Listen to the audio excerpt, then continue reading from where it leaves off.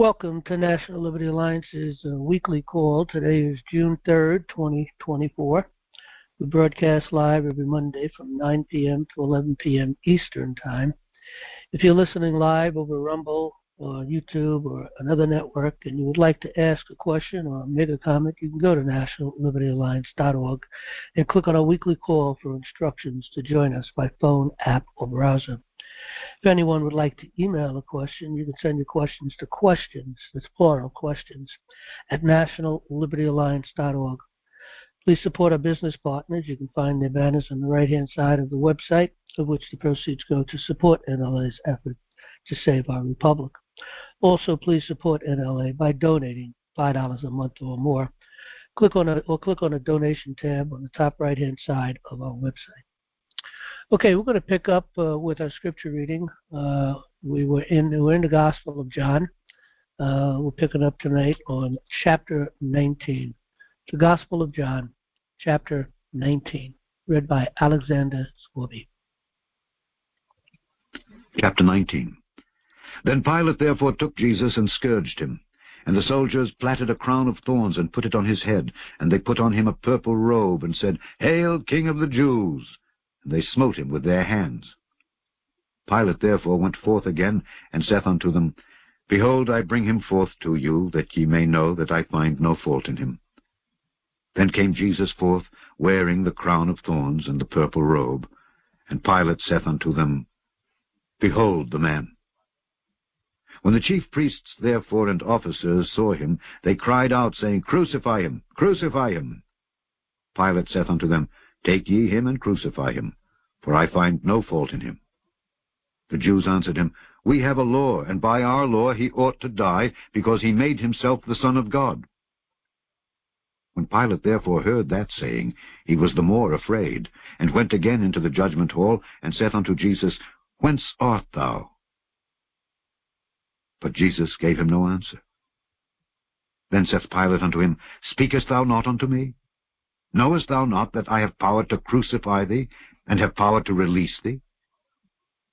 Jesus answered, Thou couldst have no power at all against me, except it were given thee from above. Therefore he that delivered me unto thee hath the greater sin. And from thenceforth Pilate sought to release him. But the Jews cried out, saying, If thou let this man go, thou art not Caesar's friend. Whosoever maketh himself a king speaketh against Caesar. When Pilate therefore heard that saying, he brought Jesus forth, and sat down in the judgment seat in a place that is called the Pavement, but in the Hebrew Gabbatha. And it was the preparation of the Passover, and about the 6th hour. And he saith unto the Jews, Behold your king.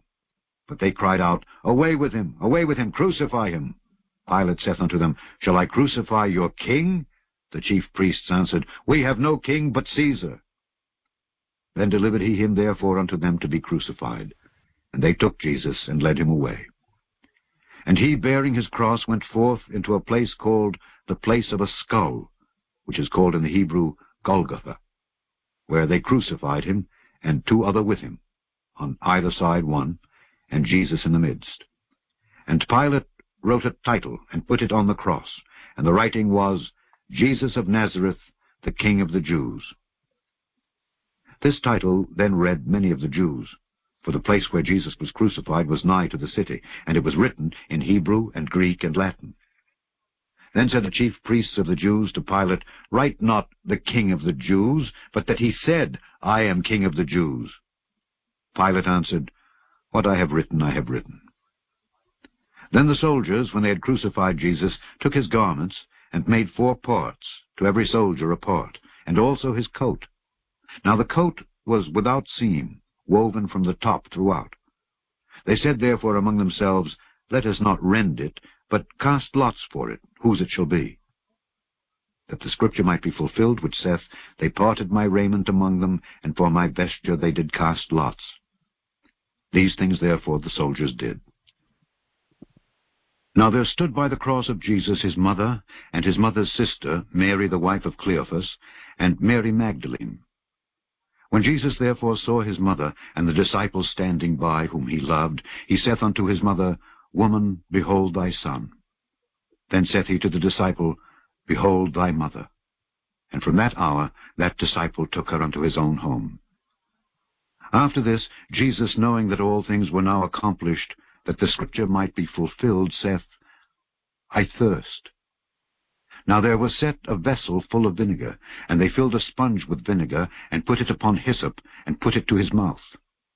When Jesus therefore had received the vinegar, he said, It is finished. And he bowed his head, and gave up the ghost. The Jews therefore, because it was the preparation, that the body should not remain upon the cross on the Sabbath day, for that Sabbath day was an high day, besought Pilate that their legs might be broken, and that they might be taken away. Then came the soldiers, and brake the legs of the first and of the other which was crucified with him. But when they came to Jesus, and saw that he was dead already, they brake not his legs. But one of the soldiers with a spear pierced his side, and forthwith came there out blood and water. And he that saw it bare record, and his record is true.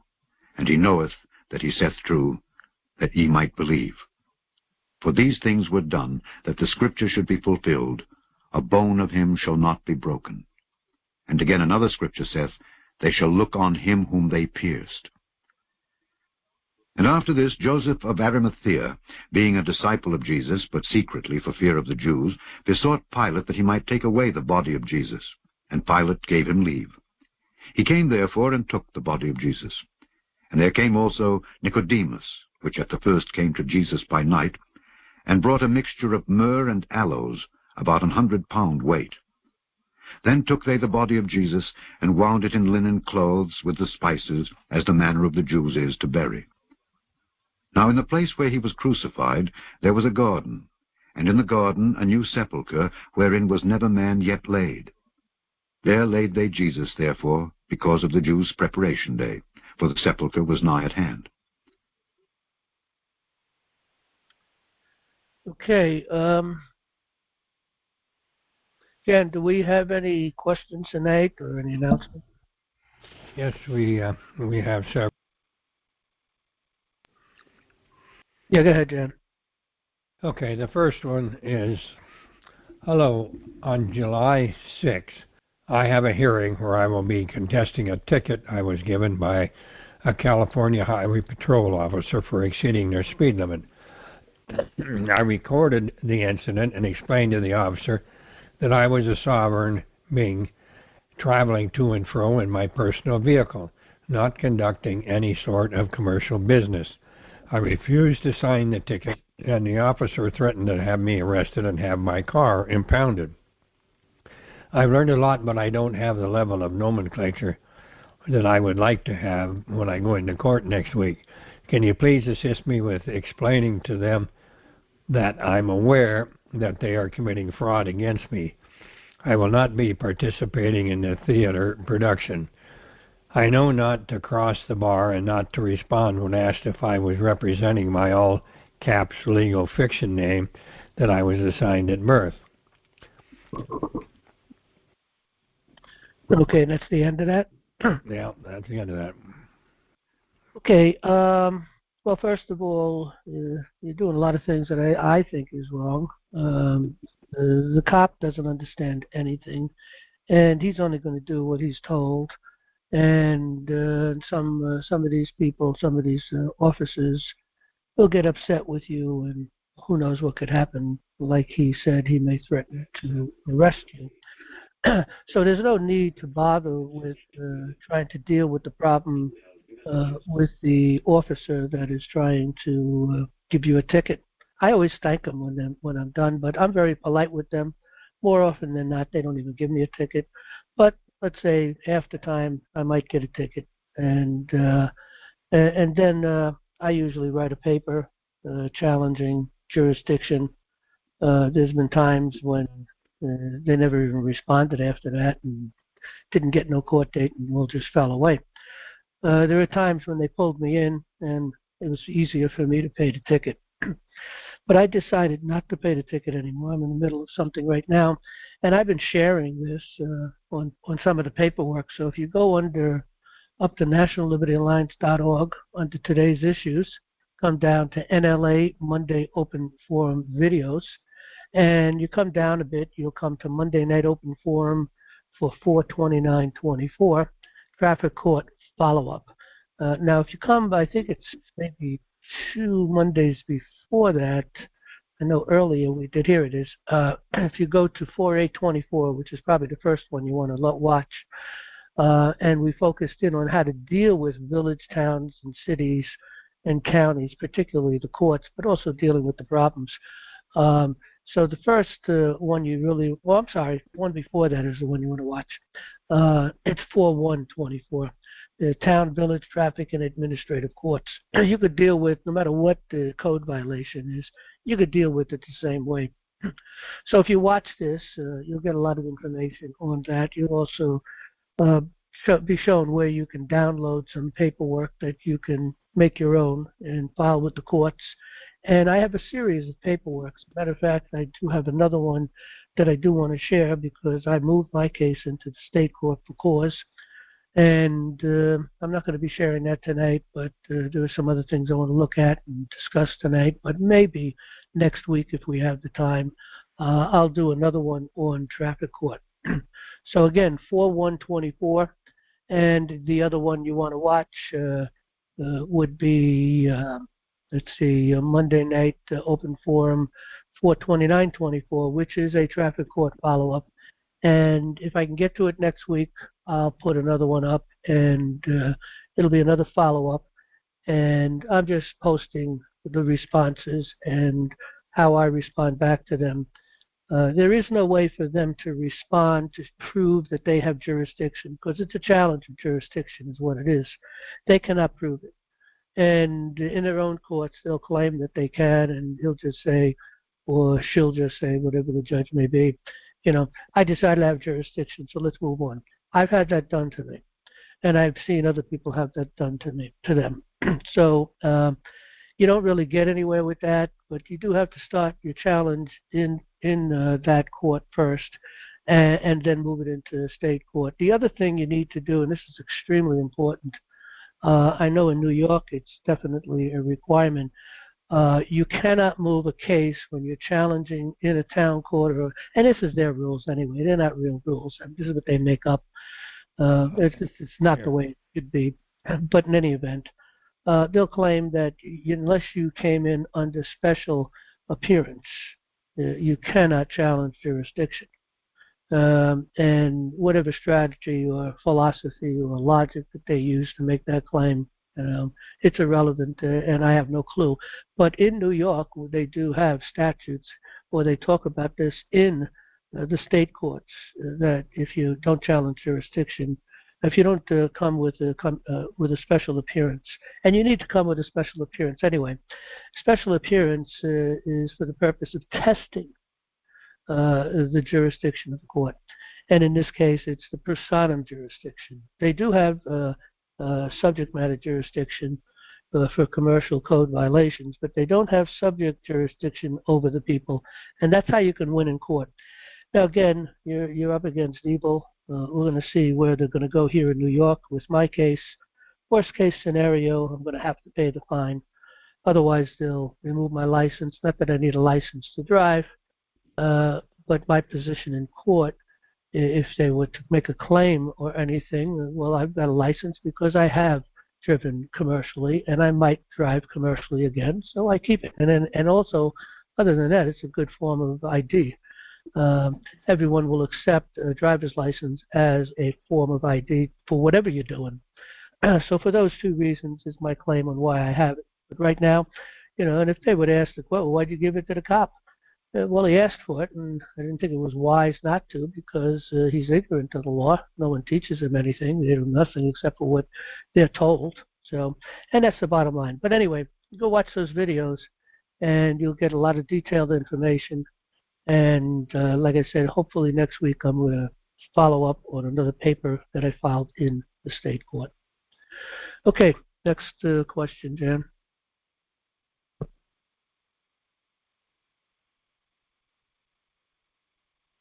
Jan, you must be muted. You are so right. I know. A Petit citation. The FOIA that I received from the below citation was not what I had requested, so I contacted City Hall and told them how deceptive they are being with me and that they ripped me off for $25. I got a message this morning from the lieutenant, but my husband said I should talk to John before returning the lieutenant's call. I don't know if the lieutenant knows that I have the court copy of the citation. During the messages back and forth with City Hall, I've had to exert my unalienable rights because I didn't want them making a copy of my ID. So they are aware that I know my power as one of the people. After I canceled a recent citation, looks like she's repeating it. Yeah. According to Judge Dale, lawfully yours, with some added verbiage, I did a public records request on the citation. Body cam, dash cam, all emails to and from the officer and superiors. Something very interesting happened. They gave me the original court copy with the records. Have you ever heard of the court giving up their copy to the defendant? This was a copy of what?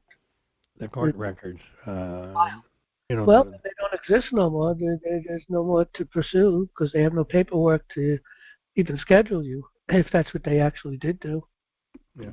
So, yeah, actually, that's a win, in a sense, because of an error that they made. So I don't know what else to say about that. Judge Dale, I remember reading that a long time ago, but if I recall, it's been a while back, there was some problems with that, his position and thinking and claims. And I, you know, after I learned about Anna von Ritz and some other people, I'm beginning to wonder whether he was a judge that worked for the state, you know, or a town or something, or whatever, or just a self-appointed judge. So I really don't know. But again, I'm pretty sure I recall that Judge Dale has some flaws in his thinking as far as how to respond and deal with these things. You know, the best way to deal with them is, you know, use due process and what's available in due process. And part of due process is jurisdiction. And if they don't have jurisdiction, then certainly no town, no village, no city, in most cases anyway, no city, and no county court. Well, that's not true in a county court because a county court is a court of record, or supposed to be a court of record anyway. But the town, the village, and most city courts, they don't have any authority over the people. They don't have personam jurisdiction, especially in any kind of a case that exists. That's civil law, which is pretty much all of them, commercial law, which is traffic violations. So pretty much they don't have any jurisdiction over the people at all. But you give them jurisdiction the moment you plead. And if you don't plead, they're going to do everything they can to force you to plead. They're going to try to push you to get a lawyer. They'll go as far as making a plea for you. The judge will say, well, look, what I'm going to do is I'm going to make a plea for you as not guilty. Let's move on in this case. And you have to deal with all that. I don't even let them get to that point because, again, I start right off the bat. I file a paper immediately coming in as a special appearance. I shared that paper on those videos. And also denial of jurisdiction. They don't have it. Once jurisdiction is challenged, it must be decided and it must be proven that they have it. They can't do that. And again, they're going to play with you. I remember dealing with a court case with an individual once. Goodness, we were in court for 8 months. Like every month he'd come back. Every month. We didn't know what to do at the time. It was very early on. And we were trying to figure the next step out, and we just kept bringing them up every month, and until we started to bring up certain things and learn certain things. And you know, this was for a criminal case, by the way, in a town court. So, and they certainly, even though they call themselves criminal courts in some cases, I know here in New York, the court that I'm dealing with right now says it's a criminal court, and but it's a town court. And that's the civil law, and if they're going to come out after you criminally, then where's the you know, where is the jury that indicted you? Where is the indictment? They don't have an indictment because they can't get an indictment. So there's a lot of different things. So it depends on what's going on also. But Judge Dale, I don't, if I'm pretty sure I remember, there were major flaws in his thinking, and I wouldn't use that strategy. Common law is the best way to go. Just use the law. Call the fraud a fraud if you have to. When you get to it, they won't bring it up. They're not going to talk about your cap letters. I don't write my name in cap. I do put their name in cap, but I don't write my name in cap, and they can do whatever they want. Doesn't matter. It really doesn't hold any power or authority. But I don't think that that individual understands that they probably, well, they got their papers back, which was an accident probably, so if that's the case, they're out. They're not going to be contacted anymore. So, next question. That's all of the questions for tonight, John. Okay, great. No announcements? No. Okay, last week we spent the whole 2 hours on looking at, matter of fact, anybody that missed it, they can go get it, the Writ Quo Wanto, restoration of our republic. We talked a little about solar flares, EMPs, and restitution. The restitution we're looking for is the restitution of the destruction that they have done to America. And I'm going to be talking a little more about that as time goes on, specifically restitution. We're working on some paperwork now, and hopefully be sharing it. We did look at the Writ Quo Wanto a little bit. We didn't read the whole thing. I don't know that we're going to end up reading the whole thing. We have read the whole thing back in 2015, 2016. I think it was 2016 where we read it into our program, so it can be found. And I do believe we have it on video also. So it was a Monday night program that we did record on video and posted the video. And now we are posting all of our Monday night programs in video and audio. Anybody who wants to download the MP3s, you'd come into Monday Night Call, click on Monday Night Call, and just scroll down a little bit. And this is where the page where you got all the information on how to join us here. And you can download or just listen to online all of our videos. We've been recording for quite some time. Let me see how we go back to 2012. So we've been recording for a long time. So we have every recording since then. So now we do have some people in the queue right now, but before we go into the queue, I do want to bring something up, and that is the 13th Amendment. This is extremely important, and we wrote that Writ Quo Wanto, which I believe was 15 pages plus 3 pages of introduction to the Writ Quo Wanto. I think it was a total of 15, I think 18 pages, maybe 19. And there was quite a few memorandums attached to that. And one of the memorandums attached to that was the original 13th Amendment. And this is it here. It is available up on our website. If you want to read the full thing, because we're not going to read the entire thing, it's going to read a paragraph or two, small paragraphs. But you can go to, of course, our website, nationallibertyalliance.org, highlight federal court cases, come down to action against the judiciary. And again, we've been working on this since 2015. And our anticipation is hopefully to bring this to a close by the end of this year. And with the Writ Quo Wanto, for those who don't know what that is, it's a declaration by the sovereign. It is a writ of the people, a writ of the sovereign, the king, and requiring an explanation of who they are, their jurisdictions, and by what authority they act. And that's what a Writ Quo Wanto is.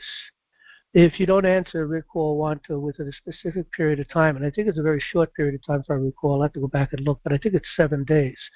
They don't. If you were to draw up, if the law was being applied, of course we didn't expect the law to be applied, but if the law was going to, we did this for the future. Really, is what we do. We've been building a case since 2015, and the finale is this year.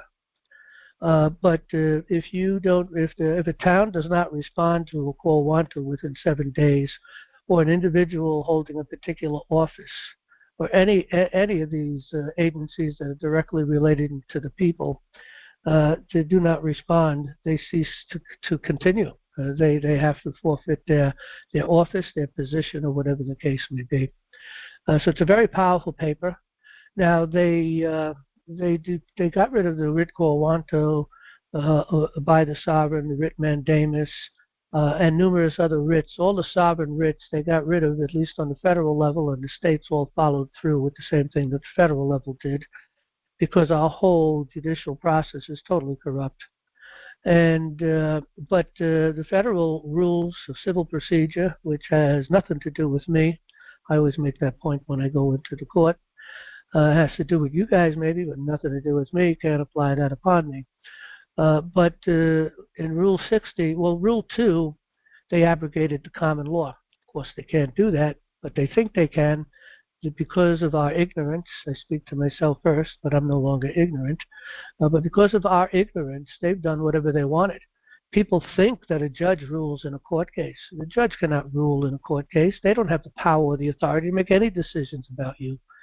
They can only really just do an arraignment and set forth the law, and usually they release most people as long as they're not an individual that they're concerned about running, doesn't have roots in the community or something like that, maybe, and maybe they'll want you to put some money up or something. Of course, they make everybody put a lot of money up because they do this to everybody. And of course, if it's a violent crime, then, of course, that's a reason to hold the individual, at least until they're going to make a decision on what's going to happen with your case. But the decision making is by the people. The government can't do anything without the authority of the people. But the people don't know that because they had never learned that. Just look at the juries. They can't arrest the person and charge them with a criminal charge unless they first go to the people and get an indictment. Of course, if they catch them in the action, they can get the indictment afterward. Before arresting them. But if they're caught in the action, of course, then they're arrested and they go for the indictment. But in any event, an indictment is required. And without an indictment, without the request to the people to get an indictment, yay or nay, they can't do anything. But they've taken control of the juries. All the grand juries are stacked grand juries. They're controlled. The prosecutor, who's not permitted to see a grand jury, is the only one who does go in to see the grand jury. Because the whole thing's fixed and they're protecting themselves, and they get their ham sandwich. The other thing is, in a case, in a case that's being judged, you have the juries. Now, with a jury decides innocence or guilt. They get to decide the facts. They get to decide the law. They get to decide the restitution or the punishment, or both. And that's it. The judge gets to decide anything. All their written law doesn't get to decide anything. But of course, all of our ignorance, we fall to play. We fall into this plan that they have laid out for us. And so we all get trapped into this system. Common law does not permit a man to judge another man. Not possible. Only the people can judge another person. That's why they put the people of New York or whatever state, goes against, your name or whatever the case may be. But they just operate in our name. They don't get the will of the people. All the juries that I've seen and become aware of, most of them, if not all of them, pretty much are stacked. It's part of the process in the system that they set up. They're stacked juries. There's no such, when a jury makes a decision, and there's anybody who holds out, just all it takes is one person to hold out on a decision in the jury, and if they can't move forward, the judge may try to call it a hung jury. In common law, no such thing as a hung jury. Doesn't exist. In common law, if the jury comes to the judge and says, there's no judge. And by the way, there's no judge in a court of law. There's a magistrate only. So if the jury comes to the magistrate and says, we're stuck, well, go back and stay there, do what you got to do till you get the job done. You don't leave. That's it. You want to be there days, weeks, months, It's your business. You're going to be there. At some point, the people have to come to the point that they're not going to get a solution. Even if just one person is holding out. And if that's the case, then they got to come back with a not guilty. And that's the end of it. That person could never be tried again. That's common law. Double jeopardy is a problem with a hung jury. And we have it's in our Constitution that double jeopardy, is a problem. And you can't take a person 2 times into the court for the same issue. So a lot of people just don't realize this, okay? And until we realize this, we're not going to take our courts back. But that's what we're preparing to do, is trying to take our courts back. Last week we spoke about the military involvement with us here, and that they had used our paperwork, which was that writ quo wanto, to file up against, because they saw the file, and we filed it everywhere. And they used that as a leverage. We just found that out last week. And hopefully we're going to find out some more on what's going on with that. But we're doing a follow-up paper on that now. But what I really want to follow up just quickly, and then we're going to go to the Q&A. If anybody wants to get into the queue, it's a *6 and a 1 if you're on a phone. There should be a button to enter the queue since we opened the queue if you're on an app. But I want to talk just a couple of minutes here about this 13th Amendment, okay? Is this it? No, that's not it. Let's see. Did I lose it? No. Oh, I think this is it. Yeah, this is a memorandum of law on the original 13th Amendment. And as I mentioned, you can find this in here underneath federal court cases, come down, action against the judiciary, and you should find it down in here. We filed a lot of papers. We filed a lot of court cases. Here's our memorandums, and I think we filed some more a little further down. We filed a lot of cases that we moved for cause into the federal court, habeas corpuses. We moved a case for New York SAFE Act into the federal court. We did denials of habeas corpus and felony rescues, and so we came in and did indictments on these judges. Also, we've filed a lot of indictments for denial of due process and felony rescue in a lot of state courts. So we did federal courts and state courts, and there's a lot of paperwork here. We did a murder conspiracy indictment on Leroy Finnegan. It was a 24-page murder conspiracy indictment. And we also filed papers on a judge who concealed and felony rescue of that indictment. But all this is still on the record, and the United States military has resurrected this for us. So it is now an issue in the court system, and they're aware of it, and we're getting ready to do the file-up, which the 13th Amendment is going to play a major role in this issue. And again, we have a lot of memorandums and a lot of things going to play a lot of roles, but the 13th Amendment is going to be a very powerful one. We speak often about getting rid of the Bar Association. We speak often about getting rid of the political parties. Both of those things don't belong with a republic nor with our law as a constitutional republic that we are, a natural law constitutional republic. But on the 13th Amendment, which is an extremely powerful amendment, and it was passed ultimately in, I think it was, 1818, but I think it surfaced, we'll go through the memorandum, we'll find out the time period, I don't remember exactly, but I think it surfaced originally. Our founding fathers put this forward because when they wrote in the Constitution, they talked about positions of, not of honor, but they talked about nobility, positions of nobility. And they really didn't make it strong enough, so they went back and they added a 13th Amendment. Now, 13th Amendment disappeared before 1865 when the 14th Amendment came out.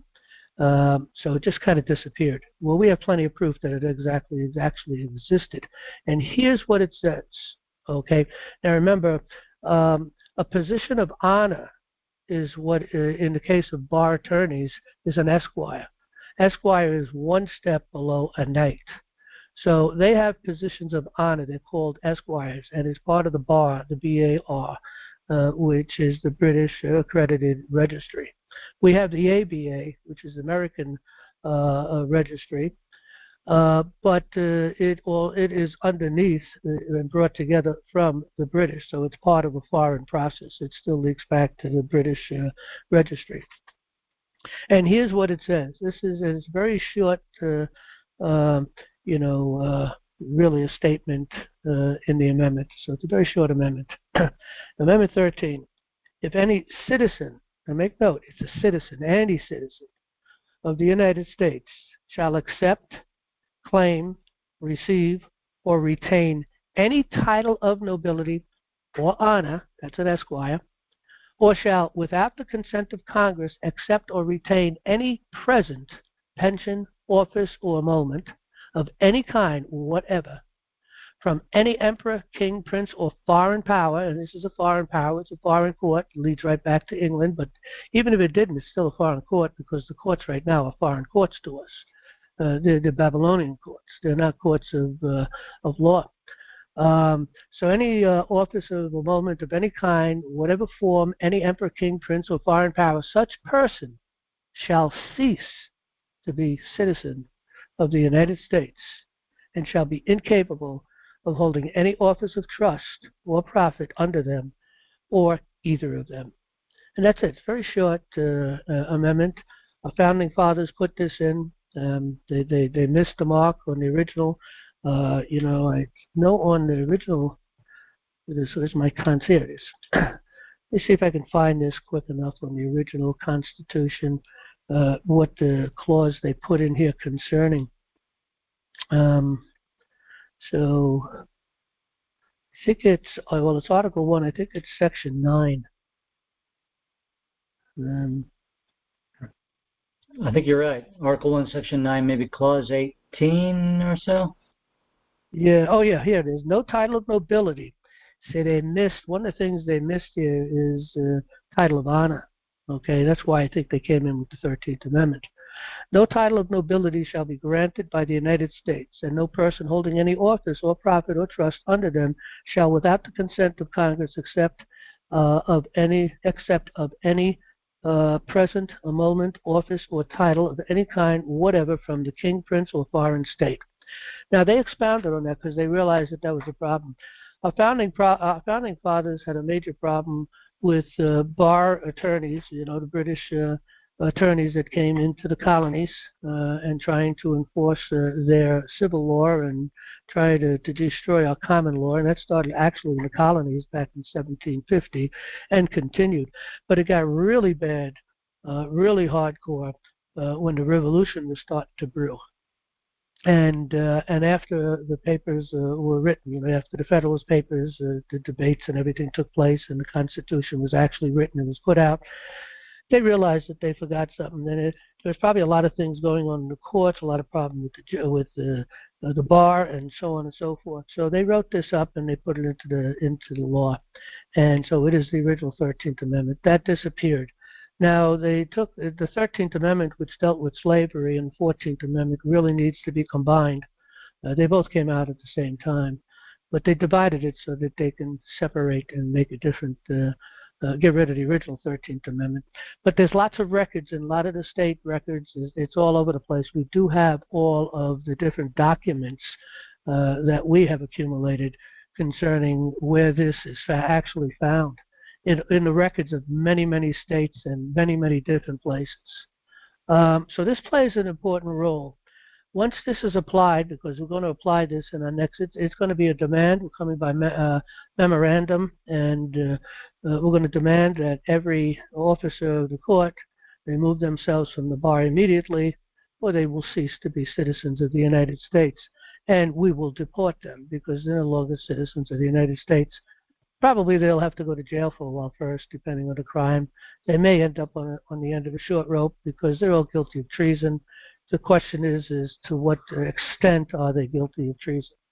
So all that has to be worked out, of course, by probably the military, because the military is involved in this.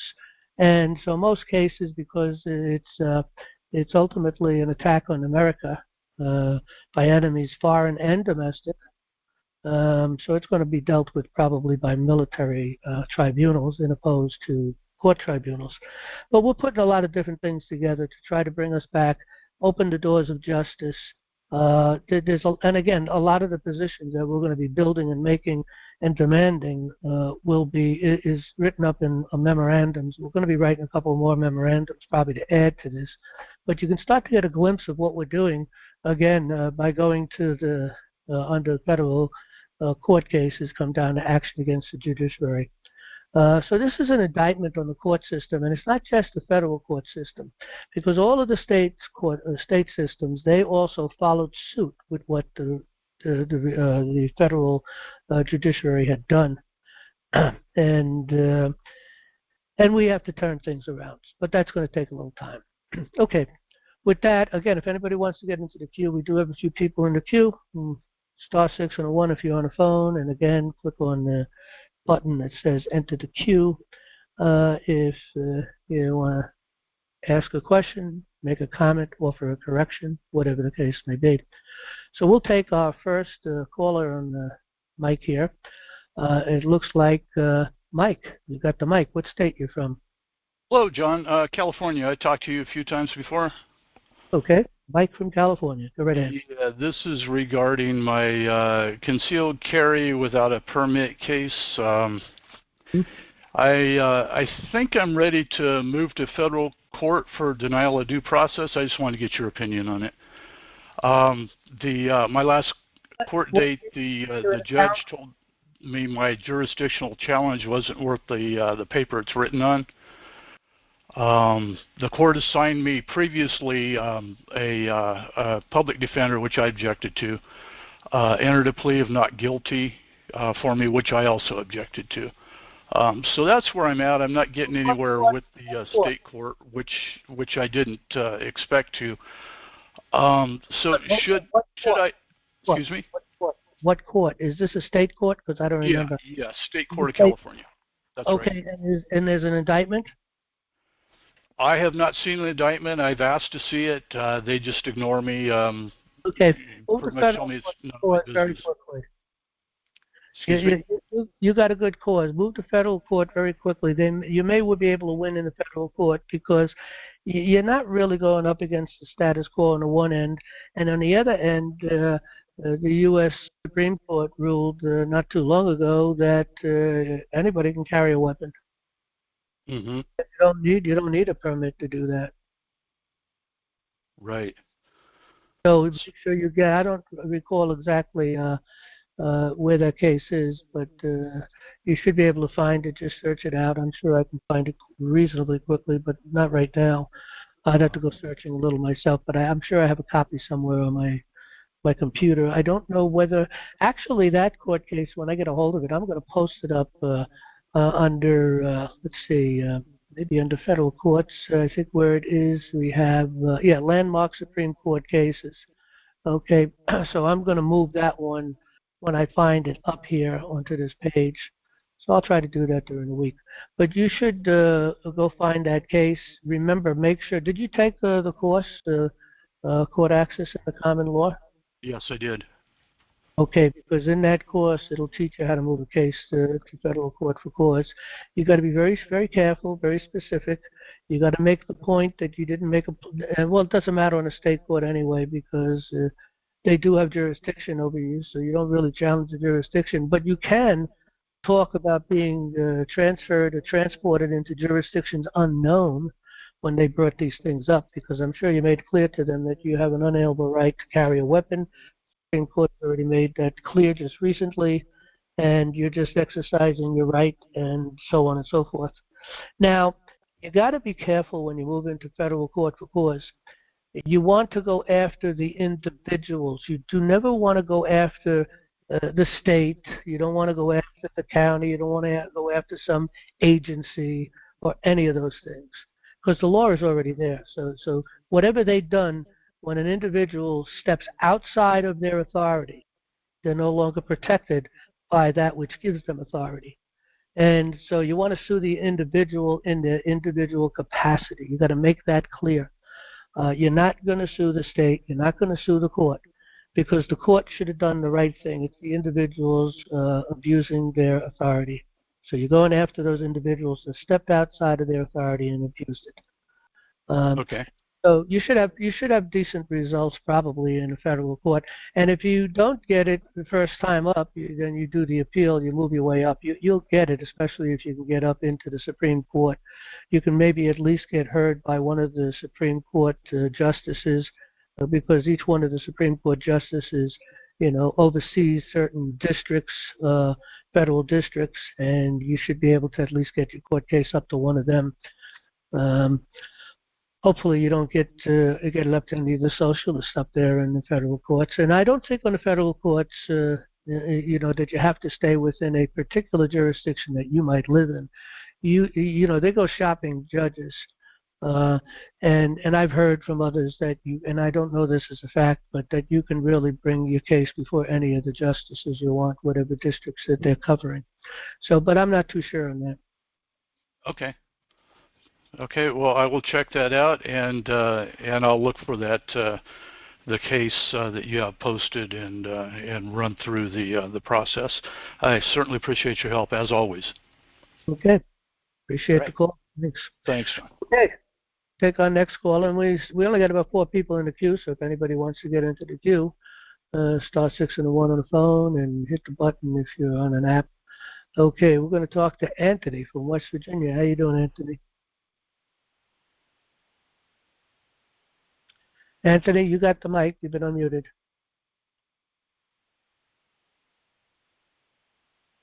Anthony, you got the mic. I muted myself again. Oh, okay. Well, you're unmuted now. I'm unmuted now. This week, something's been going on here in Mercer County, West Virginia, that we had that election May 14th.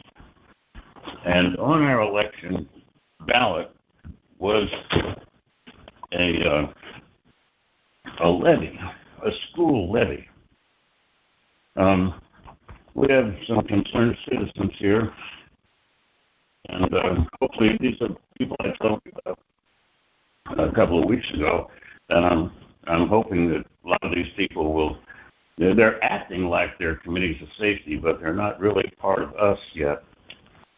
And so what I'd like to do is ask you, how do we go about if we have violations listed? I've got a 9-page list of codes and things that happen for this levy to get on the ballot. So how do we go about using this proof that it was they didn't follow protocol? How do we reverse this situation? Who do we approach? Do we approach the sheriff with something? How do we go about that? Yeah, I'm not too sure I understand. When you say a levy to get onto the ballot, I'm not understanding that. We have in West Virginia and other states, they have what they call a school levy. It's a tax. And so what they do is they petition people, put it on the ballot, get it approved. So people say, yes, we're going to pay more money from, for this out of our taxes. It's just like What's the process it's to like get signing up for a debt. process of the ballot? What is their process of getting it onto the ballot in your state? Well, they have different things they need to do that are in a timely fashion, so the people are notified. And all of this is explained in this 9-page paper that was written by the person who's trying to get this through. I sent you a copy. I sent it to mail. Yeah, but that doesn't. I got it. I get a lot of mail, and usually a lot of people get on the national level. They get the mail, MAIL, National Liberty Alliance. If I'm alerted to it, I'll try to keep an eye out for it. I just don't remember seeing it per se. But what was the issue now? You said something about a school. What was the issue that you're trying to get onto the ballot?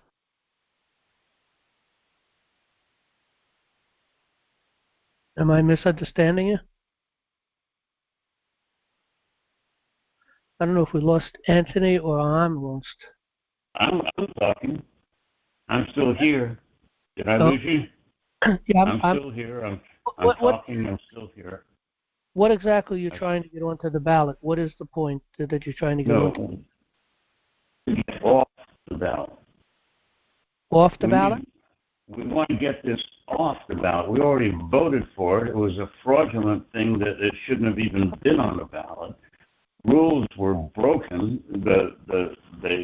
They broke their own Mercer County rules of protocol to put this on the ballot. And so what we want to do is approach somebody and tell them, look, this is wrong. It shouldn't have happened, and we need to reverse this. How would we go about that? What exactly is it that's going onto the ballot? What is money? They're extracting money from the people through what is called a levy, and so then it's extending. Money that this is for the. I think it's for the fiscal year of 2025. So it's another tax. Yeah, it's another tax for fiscal year 2025. It'll be effective beginning fiscal year 2025. And since it was on the ballot fraudulently, I mean, they didn't do their proper due diligence. There should be a way to reverse it, and how do we go about doing that? That's the question. There are some things that are unlawful that go onto the ballot. For instance, they put onto the ballot in Connecticut for the people to decide, and of course they probably put a lot of information out to try to convince the people, and they usually word things in a way that doesn't even sound right, and it sounds good, but it's a negative. And that got rid of the sheriffs, and so all the sheriffs were taken away by vote. That's an impossibility, total impossibility, because at that point there's no common law at all. But they've already abrogated the common law, so they feel comfortable with that anyway. But of course, all of that is not true. They may have claimed to have abrogated it, and they got the power, they got the guns, and they may exercise it, but it doesn't make it lawful. It doesn't mean we can't take it back. How is it worded? Do you know what's going on to the ballot? How is it worded? Well, I've got this 9-page paper here that it would take too long to go through over the. But there's going to be something on the ballot. What's the statement that's going to be on the ballot that people are going to vote for? Do you know? Or that they did? It's already been voted for and it's already passed, and we're trying to point out to the authorities that it should have never happened. I'm trying to understand the language because I'm going to try to help you. There may be something. First of all, most taxes that people put out are unlawful taxes. There's lawful taxes, there's unlawful taxes. A levy is a tax, and it sounds like it's an unlawful tax because if you can't avoid that tax, for instance, sales tax you can avoid by not buying the item, so you can avoid a tax. So if you can't avoid it, then it's unlawful. If it's forced upon you, property tax you can't avoid, that's an unlawful tax. Listen, that levy is the school budget. That's all it is. They vote on a budget, and so in other words, they got a school budget, and if you're a property owner, you can't avoid it because they charge everybody school tax and county tax. That's right, and the levy is in addition to that. They're calling it a levy, but essentially it's the budget. If it doesn't pass, then the budget, then they have to go by last year's budget. They go into what they call austerity budget. Okay, so it's a school tax, which is an unlawful tax, which they're applying to people who own property. All that's unlawful. Look, there's lawful way for them to get money, and they do get money lawfully. They just want more money because they want to fill their pockets up, because that's what I think is actually going on. And in a lot of cases, I know it's going on. And probably all of these cases, it's going on. So you take your income tax. People think, oh, we've got to pay for it because it pays for our roads. No, it doesn't pay for your roads. Roads are paid for by fuel tax, oil tax. It's all paid for. There's many ways for them to collect different monies in order to, do what they have to do, which we gave them power and authority to do. But once they apply it in different ways, it's unlawful. Like a tax on property, the school tax, that's unlawful. But again, there's ways that they get income that comes in. There's a lot. Sales tax really probably takes care of most taxes, and with sales tax, that money when it's collected, it's collected through the county because each county has their own sales tax, and that is divided among the different towns, and however they work that out, the comptroller works that out and divvies the money out and so on. And there's other taxes that they collect from that's lawful. So it's all unlawful taxes. There's not much you're going to be able to do, at least not this year. If you were able to do anything to try to go after that and remove it, it's probably going to take years if you can accomplish it. But I doubt you'll be able to accomplish it under the system and the people that are involved right now. But all that's going to disappear at the end of the year. That's gone. Okay, well, just give me a minute, John. Let me just read the first paragraph here, maybe get a little bit more of an idea of what we're doing, what the paper's about. It says the following facts prove violations of the oath of office are elected county officials and may be considered as fraudulent and or misrepresentation by our local levying body, referred to by Mercer County citizens as the Mercer County Board of Education and Mercer County and or Mercer County County Clerk.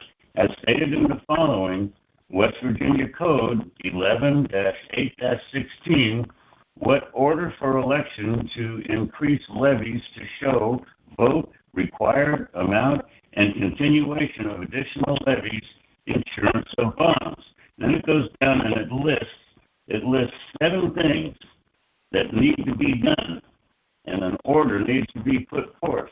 And the order was never put forth. All of these things are delineated in this paper, which shows things they did not do that they should have done in order for this to even get up to the vote of the people. So who do you approach? Who do you approach to say, hey, you did the wrong thing? What do you do next? There's one solution that you could try. Again, this is all going to be gone at the end of the year. You've got to understand that. Devolution is in play. I hope you're right. I really do. Yeah. I mean, we're seeing everything come to a climax. I heard that what the judge did in that case with Trump, where they got, 39 counts against him, was it? I think it was. 34, 32, 33. He had them divided up. He divided the jury. I couldn't believe this. Now, I'm trying to think. I think it was Trump Jr. That I heard talking about this on some program. I'm trying to think who was being interviewed by and having a conversation with. But in any event, what happened was he took four of the jurists, 3 divided by 3, so it's 4, 8, 12, divided them into 3 different sections, and had the different 4 jurors make a decision on this, 4 jurors make a decision on that, and 4 jurors make a decision on these things. And where it's supposed to be unanimous on each one of those points, right there, it's out of the ballpark. Trump could shut this down any time. He look at if you recall the election with Bush and Gore, okay, and they got a hold of one of the Supreme Court justices. And it was Scalia, I believe, as a matter of fact, back then. And he pushed forward, something, I forget, it was a while back. This is the 2000 election. And so the Supreme Court got involved. He could get a hold of the Supreme Court and bypass all this stuff real quickly. But they're not doing it. And the reason I think they're not doing it is because they want this to continue to build. And potentially, they may give him a jail sentence. I think that's a very dangerous situation. I don't know how they're going to protect the president if he goes to jail. Even if he could have a small army there, it still is very dangerous to confine the president in an area to begin with, and no matter where it's at, and let it be known. Because they have to get rid of him. They cannot allow Trump to become president of the United States, because this is the finale. And they know that it's the end of the road for them. And the arrests are going to be taking place. People are going to be tried by military tribunals. Some of them may be tried in different, of course, regular court systems within. Again, it could be federal, could be state.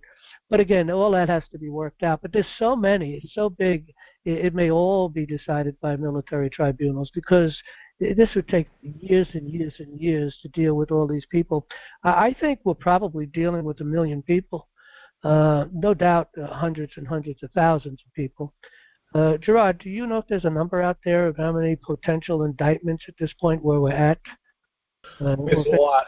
I've heard 300, and I've also heard 500,000. Okay. They went up a lot in the last 2 years, but there was a lot there. The first year they counted, it was, well, I mean, a couple thousand is normal throughout the whole nation. So that's what Durham was doing, and those guys were doing.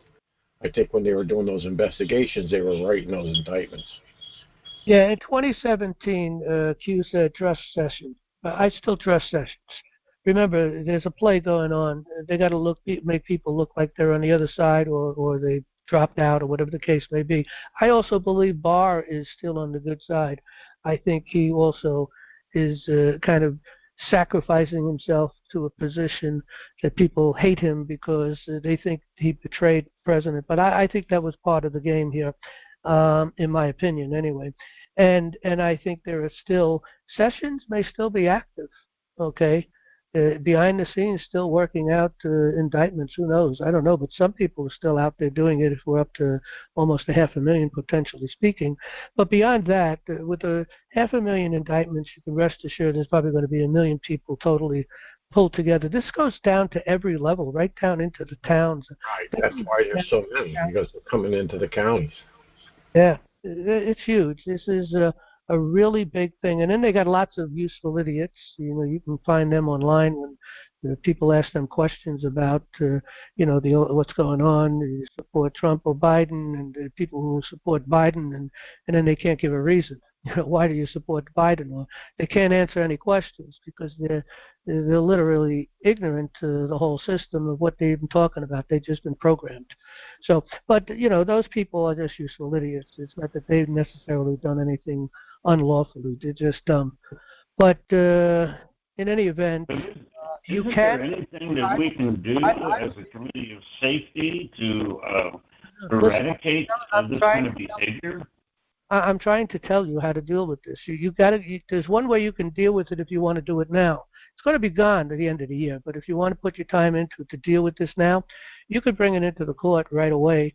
If you can lay out all the things that they failed to do and bring that into the court, as long as you can get through that court system and not being thrown out under Rule 12, claiming that you don't have a claim of action or something of that nature. Standing. Okay, so that means it'd be best for one of us to take the course, which we haven't done yet, but we're planning on doing, and then we know what to do after that. Is that what you're saying? You will have a very good chance to win in a court if you can get a judge that either is willing to obey the law and apply justice, or a judge that's in a situation, because you want to try to get a lot of focus. You want to get the news going on this and everything else. That they'll have to put a fixer in. And a fixer is a judge that'll come in and is willing to go to jail. And they're probably paying them very well to take that position. There are federal courts. You go into the federal courts, there are fixers. I found that a lot of cases similar to what I've brought into the courts, and they're big cases. And what happens is, they put them on a wheel. The judges are on a wheel, sort of spinning the wheel. It's just, where does it fall? Oh, this is the judge. Okay, you take that case. They're not supposed to pick and choose a judge. But in every time I go to court, the judge that is put onto the case automatically when you pull the index number always falls away within days, and a new judge is put on. And we find it's usually the same judge, especially on a federal level in the Southern District. I've been hit with certain judges, and we've done also in Albany in the Northern District. And I found that I have the same judges that the judges fell off within days. New judges come on. And Robert Schultz, who's pushing cases, and another guy that's pushing cases, they also have the same judge that's been put on to their case. And they do the same thing. And they tell you not under Rule 12, and they go through this whole process. I hear it. Good. Turn the phone Well, on. there's one gentleman in our group who suggests we just go get a lawyer. and use a lawyer from the bar. What do you say about that? I'm sorry, I missed that. Say that again. There's a gentleman suggesting that we just take evidence to a lawyer and have a lawyer do it, a bar lawyer approach, maybe go to the Attorney General. What do you think about that kind of action? Well, what would be interesting, well, again, the Attorney General, they're lawyers, they're bar lawyers, they're minions of the New World Order. They get their marching, certain things they won't do, and they will sell you down the road in a heartbeat. But if you can write a good case and lay it out and have a lawyer bring you into the case and then dismiss him once the case gets moving, then take control of that case, that's a way to get in to beat that Rule 12, potentially speaking.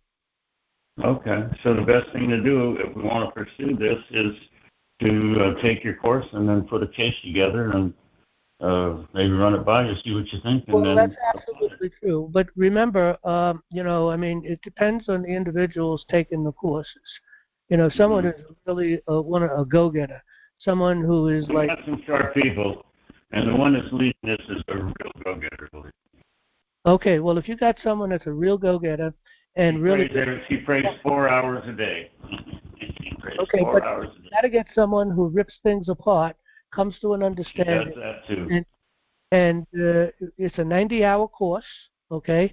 And that means you'd have to repeat those 90 hours numerous times. So you probably have to go through that course 3 or 4 times to really sink it down into the brain, taking a lot of notes on the different things that you really need to have and know.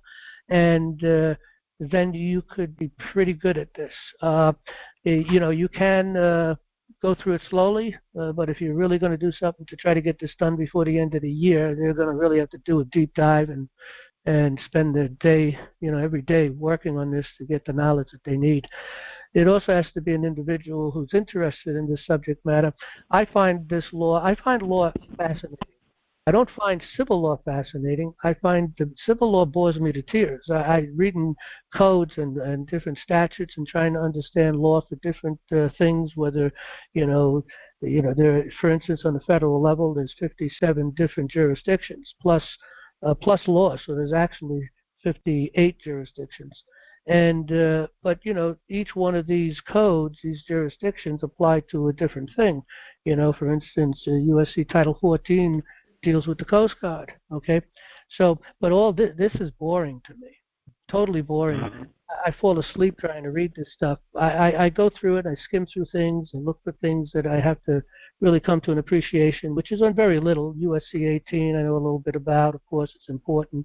USC 28 I need to understand a little bit, which is on judiciary and procedure.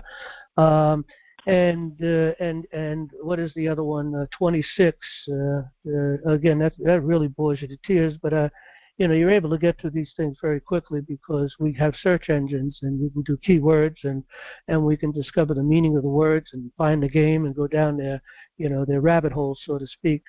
So I've built some really, really good defenses and positions on USC 26. They can't defend against it at all because I just use USC 26 against them totally, and it's very, very clear. They just can't do anything with it. Matter of fact, the last time they came out after me, they didn't want to take me to court because they were not going to win. I mean, they wouldn't want what I have to say and what I write onto the record, and I do believe I would win, even with a stacked jury, because I'd unstack the jury if I had to go to a federal court and deal with the jury. But you come in and deal with this problem. Hang on a minute. Let me take a look at this. Okay, USC 26. USC. What happened basically when the last time they came after me? First time they came after me, I got an apology letter. I got a release of lien, and I also got a letter telling me I'm not liable for paying income tax, at least not for those years. But then they, of course, come back after me again because they want to try to get me. So when I laid my papers out to them, the best they could do is turn me over to another agency, a collection agency. So they're coming through to collect money off me, which they're never going to get, through another collection agency. Okay, so I'm going to be dealing with that a little bit if I have to this year. It's all going to fall apart this year anyway because the Fed's gone, the Federal Reserve's going to be gone, the ATF will be gone. It's an unlawful agency to begin with. There's no power, no authority for it. It's an arm of the IRS anyway, and so all that's going to be gone at the end of the year. So I may not have to deal with this IRS problem again. But again, you know, they're not going to get any money from me unless they try to take me into court, and I don't think they will, to be honest. So anyway, it's a lot of work. So it is, and good education. You're going to see some of us there taking your course. That's for sure. Okay. All right. Good luck. We'll see you next time. That's about it. That's all I've got. All right. Thank you, Anthony. You're welcome, John. Let's take our next caller. It looks like Sean. What state you from, Sean? You got the mic. Hi, John. Thank you. I just wanted to also follow up on the topic of the indictments. Dr. Jan Halper-Hayes was on Elijah Streams about a couple months ago, and she said at that time that it was about 750,000. So wow. Yeah, I'm hearing all kinds of numbers everywhere. So I'm the person that has. What's your first name and your state? I'm sorry. I'm Sean, and I'm from California, Central Coast. And I was the one that emailed the question about having traffic court on Thursday. And so I really appreciate your response, and I am going to watch all the videos. But while I have you, if I could just ask you to summarize. So what I want to do initially when I get there is challenge jurisdiction and ask them to provide an indictment for me. Are those like the two main things? Well, let me see if I can find something quickly. Education starts here, come down to law, move over to court forms and process. Okay. Now, I refer to these because I updated these files when I did those videos last month. Mm-hmm. And if you scroll down a little bit, you will see instructions forms for traffic court. Okay. Now, here are the paperwork that you want to have the paperwork get to them before you get to court. Okay, which is going to be hard since today's the 3rd and it's on the 6th. Well, you can take all the paperwork, get it together, and file it when you go. Make sure you have copies, one to the prosecutor, one to the judge, one for the record, one for yourself, bare minimum 4. Okay. Right. You want to do, and you can do this, you can file this the day of the court before you even go into the court, file it with the clerk. Okay. Or you go down a day before or whatever and file it with the court. But you want, first of all, you want to create what's called a file on demand, okay? And this is letting them know. This is letting them know that it's a crime to not receive my paper and have it get to the judge and be taken serious, okay? So one page of file on demand. So that you can get there, okay? The second thing you want to, and this is all together, you need an appearance ticket. This is extremely important, okay? And the appearance ticket is coming in, and it mainly says notice of a special appearance. Please take note that your, whatever your name is, hereby appears in the above entitled commercial code violation by the undersigned, who is appearing in on his own behalf in the commercial traffic court complaint by special appearance for the purpose of testing the sufficiency of the jurisdiction of the court. All papers in this action is to be addressed to the address below. You put it down, whatever it is, blah, blah, blah. If you got a seal, you seal it. If not, just put the word seal there and put your name on it. Now, this is sort of your cover sheet underneath your file on demand. Then this is underneath that. This is a notice of special appearance, okay? Then you also have a notice of motion, because immediately you're moving for a motion for dismissal ultimately. And this is, you are hereby summoned to answer the attached jurisdictional challenge. Okay, so that's the third paper in line of what you're doing. Okay, Then the next one is the verified jurisdictional challenge, and this is written in such a way it doesn't matter what code violation, but you can figure it out and make it work for that. It's important to make sure you get the town, whatever the court name is, the address and all that up on the top, and your name is the petitioner. The respondent would be the town court prosecutor, and this is a verified jurisdictional challenge. It's 8 pages. It's very precise and focused, and it must be this you have to have notarized. So you make sure you have this notarized. Okay. So the other paper that you have is an affidavit of default, ready to file that should they not answer within 30 days. And then I got some notes here and some arguments that you have to make, but I wouldn't make many arguments. That's kind of an older idea. Look, at everything's on the paperwork, Judge. You don't have jurisdiction, first order of business. Jurisdiction must be decided. That's the law, and it must be proved to exist. So he's stuck right there when you make the point that it must be proved to exist. They may say, well, look, I just decided I got jurisdiction. Well, you have to prove it, Judge. It hasn't been proved to me. Where do you have jurisdiction? By what authority? You're not going to get anywhere in court there with that. You're doing all this for the sole purpose to move, over into state court. And then from state court, if necessary, to federal court. But you should be able to deal with it in state court. That's the next process that I've already done that. And I'm going to share that information maybe next week. And I'll put another paper up here for that. Okay? And we'll see where they go. I'll also probably share some papers that the court, sent me because they threatened me with jail. On a traffic violation. They threatened me. He threatened to arrest me as well, as I stated in my question, because I didn't want to sign the ticket. Well, look, this is out in the streets, right? The cop stopped you and you didn't want to sign? Correct. I was on a county, road, just like a 2-lane highway out in the middle of nowhere. And he said that I was exceeding the speed limit.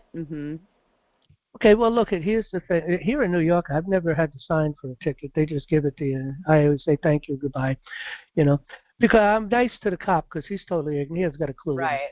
And I was very respectful of him. I was trying to educate him, and I could see in his eyes that he knew what I was talking about, but he was also, on his own video cam, so it's not like he could agree with me. Well, I really felt that. Yeah, well, look, he didn't have to give you a ticket. But look, he had no clue. If I had to sign a paper, and I'd just sign it. I'm not going to give a cop a hard time. It just doesn't make sense. Why put more trouble into the problem? I mean, you got a problem as it is. They stop you. You got to go to court. I'm not going to court. I haven't gone to this court that I filed my papers and haven't been there at all. Okay. When they responded back to me, I responded back very quickly. And then the next time they responded back with me, they give me a date and they're telling me, because I told them I'm special appearance and challenging jurisdiction. I'm not making any kind of plea. Well, they told me I better come in and make a plea. I filed my papers. I went up to the state court, got an index number, filed it in the court, served them, and now we'll see where we go from here. They did move my court date from June to July now, July 17th. It was up for June 6th. So they must have got my court papers in this. They pushed it away a little bit. But in my paper, I put it in one of the things I'm doing here is I'm not looking for anything but the court to be shut down. So my paperwork, and I want to be compensated on what it cost me to file it. It cost me $5 to file it, so I want my money back. Right. Okay. So that's what I'm going at, $205 and cease and desist order. That's what I'm going for. But I added on to that something else because it appears that while I'm in state court, that they're going to try to pull me into their court anyway. They're just totally ignoring everything. I think that's what they're trying to do. So I put an additional clause in there that that should happen and more damages, and I'll read it when I get it. I don't remember specifically what it means. But the bottom line is, though, that if they do pursue this and ignore what's going on in the state, then the damages are going to be great. And then I laid out on some really heavy stuff that they're going to have to pay. And I'm looking for gold. I'm looking for silver. Every one of them, I'm looking for $1,000 face value silver. Money. I don't want them phony dollars, monopoly. I want silver in coins, Morgan coins. That's specifically what I asked for. So $1,000 right now. Gerard, do you know what ounce of silver is going for? That went up pretty high. I know last time I had bought was like $17 or $16 an ounce. I think it's over $32 at Okay, so that's yeah. $32,000, isn't it? Yeah. $32,000 for each one of them, plus other damages. Okay. So anyway. Well, I just want to practice my skills that I'm learning and get out of this ticket and let them know that I'm just not playing the game anymore. Well, be careful with a couple of things. Don't get into the man on the land stuff. Don't get into the fraud. They bring something up, you can call it for what it is, a fraud. They're not going to bring anything up that you're going to be able to say that too, so don't worry about that. Don't give them a hard time. Be polite. And just be, lay your case out, and that's the way it is, and then pursue from there whatever you have to do, maybe an appeal system and so on. But you're not going to be able to, you see, there is no appeal from a town court or a village court. It doesn't exist. You can't appeal it up the line because they're totally unlawful anyway and doing things unlawfully, and the higher courts really don't want to touch them. Whatever's going on down there, and they want to stay out. The only way you're going to draw it in is the special appearance. So you haven't appeared before this yet. No. You haven't appeared anyway. Okay. No, so you didn't do that paper. You can download all those papers right now and work on they're MS Words.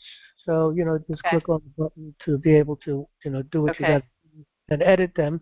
Make it yours and make sure you file it and get a copy to the prosecutor. Bring it to the clerk. You might have to serve it to the prosecutor through the clerk, because often you don't even know who the prosecutor is. So you can put it to the prosecutor in care of the clerk. And so you got one in the court and one in the prosecutor. And then you got your own copies, and then you have a couple extra copies with you anyway, because the judge's going to say, oh, I don't see that here, so I don't know. I don't know. Well, Your Honor, I have a copy here for you anyway. It's been filed with the court. And you can produce the papers that you filed it, because when you file it with the court, you want them to stamp the front page and give you a copy of that. Yep. Okay. You want a timestamp from the clerk. Again, you should do well, you don't know about this, and it's too late to do it the other way, and that is by certified mail, filing it into the court. Making sure you get a signature. And whenever you do certified mail, you want to make the point, well, again, if you're serving someone, you have to get an affidavit of service. But you can get an affidavit of service you want. But nevertheless, you want to really file it, serve it to them, certified mail, and drop a copy in the regular mail. So you're serving it twice onto each one. Okay. Through the mail. And you can always serve the prosecutor through care of the court. Okay. All right. If you have another minute or two, I have a follow-up question regarding a previous call that I made to you. Okay. So a couple of months ago, probably 3 months now, I got some guidance from you on how to file a writ of habeas corpus on behalf of my husband, who continues to be denied parole by way of denying him his right to due process. And so I don't have the documents in front of me right now, but I do remember clearly you saying that a writ of habeas corpus cannot be denied, and that's exactly what they did. They just pishawed everything that I put down on there and denied it. So what would be the recommendation for next steps? There's got to be some way to get this man out of prison. Yeah, there is a problem with habeas corpuses. They don't want to deal with them. They've abrogated the habeas corpuses. They're just not saying it. It's one of the, again, it's a habeas corpus is a writ. It's a writ of the people, the power of the people. And they've taken the power of the people away from us. But anybody who wants, but you can't, we've had maybe 2 successes on habeas corpuses. That's it. And here's instructions to form, instructions and forms to file a habeas corpus. It's found on the same page under Education Starts Here. Come down to Law, or come over from there and click on Court Forms and Process. Scroll down and you'll find instructions to forms to file a habeas corpus. And if I'm moving too fast, people can listen to the recording. Now, what we've done is we have filed habeas corpuses. You said that they've ignored them. Yes, repeatedly. Here's habeas corpuses that we filed. Okay, they've ignored them and done what they please with it. There is also other habeas corpuses that we have filed other than that, and they've ignored them all. We've only had 2. Here's another group of habeas corpuses that we filed. Again, non-judicial. Then we file a lot of non-judicial foreclosures. They've ignored all that because the courts are totally corrupt. You see, we've been doing this since 2015. We've got lots of cases, hundreds of cases we filed in the federal courts under our paper that we started off with was a writ quo wanto. And we've been filing all these papers, and they just ignore them, throw them out, they conceal them. So what's the recourse? My husband is rotting in prison, so how do we... Well, I'm trying to tell you. Okay. Let me try to tell you. So what's going on here with all of this, okay, this is evidence. We're proving conspiracy through the entire judiciary because these cases are all over the United States. This isn't just a state in one corner. No, you have California, Florida, New York, Pennsylvania, doesn't matter, all over the United States. So every federal judge is working, and the state judges are working the same way, doing the same thing, breaking the same law. That proves conspiracy because they're doing it exactly the same way. Okay, that's number one. That's the key thing. Now, I'm working things out with another group of individuals and a whole bunch of other individuals from different other groups trying to work with them. But what we're doing is we're setting up a website, special website, and that website is going to be a place to collect evidence. Anybody who has lost their home, whether we've done paperwork for them or not, if they've lost their home through a non-judicial foreclosure, whether it be a tax foreclosure or a mortgage foreclosure, we'll give instructions on the website to write an affidavit. And if there's a court case open, they can refer in the affidavit to the court case by giving the court number. We don't want the paperwork from the court, but we want the affidavits. And we're hoping to get millions of affidavits. We got access to millions of people through this process that we're going to be doing this because it's connected with other groups who's going to assist in the funding of this, and there's a lot of things going on with a lot of other groups, so there's a lot of connections here. So it's millions of people that are going to get this information. Hopefully we'll get 1 million or 500,000 or whatever affidavits. Doesn't matter how many. We've got quite a few as it is, but we'd like to get hundreds of thousands if we can.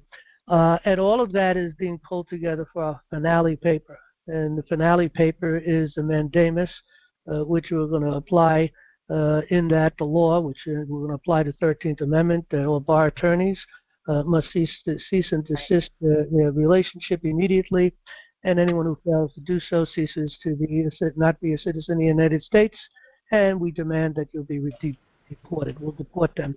Of course, a lot of these people may be arrested for treason for that, and that'll take place first. But if they escape that because they don't have enough evidence on them or whatever, well, we got the fact that they have been doing certain things. As far as being a bar attorney, a bar judge, they need to be deported because they're no longer citizens of the United States. Right. I don't know if you were here early enough. We read the 13th Amendment, the original 13th. Yes, I was there. In closing, can I just ask you this? In my original call to you a few months ago, you stated that it's likely that most people that are incarcerated right now, if not all, are incarcerated unlawfully due to the courts not being, courts of order. They have not. They've been tried in civil courts. Right. The civil courts is, in theory, since 1938, they've been in civil courts. But it probably took quite a few years after that before they really solidified that whole process. So maybe it's been anybody that's been put in jail since at least the 50s, but it'll go before that anyway. They've all been unlawfully judged in courts that are not courts of justice, and any court that is not a court of justice cannot incarcerate you. In order to be incarcerated, there must be an indictment, and it must be by the will of the people, and it can't be a stacked jury. And there was no jury in this case, and I mentioned all of that in the writ, and again, they just threw it out. So, is there do you foresee the people actually getting justice at some point and being released once the devolution is complete and all of this? I do believe that, look, at every case out there is a case that's unlawful. So if they want to try to retry these people, well, go at it. Other than that, they got to get out. We're going to make that point very clear. The sad thing about this is there are people that do belong in prison. There are people who are violent, that are problematic. And that's going to be up to the incoming justice system, the people that are going to run the incoming justice system, to make sure that doesn't happen. We can't do that, but we will make the point that these people have all been prosecuted unlawfully.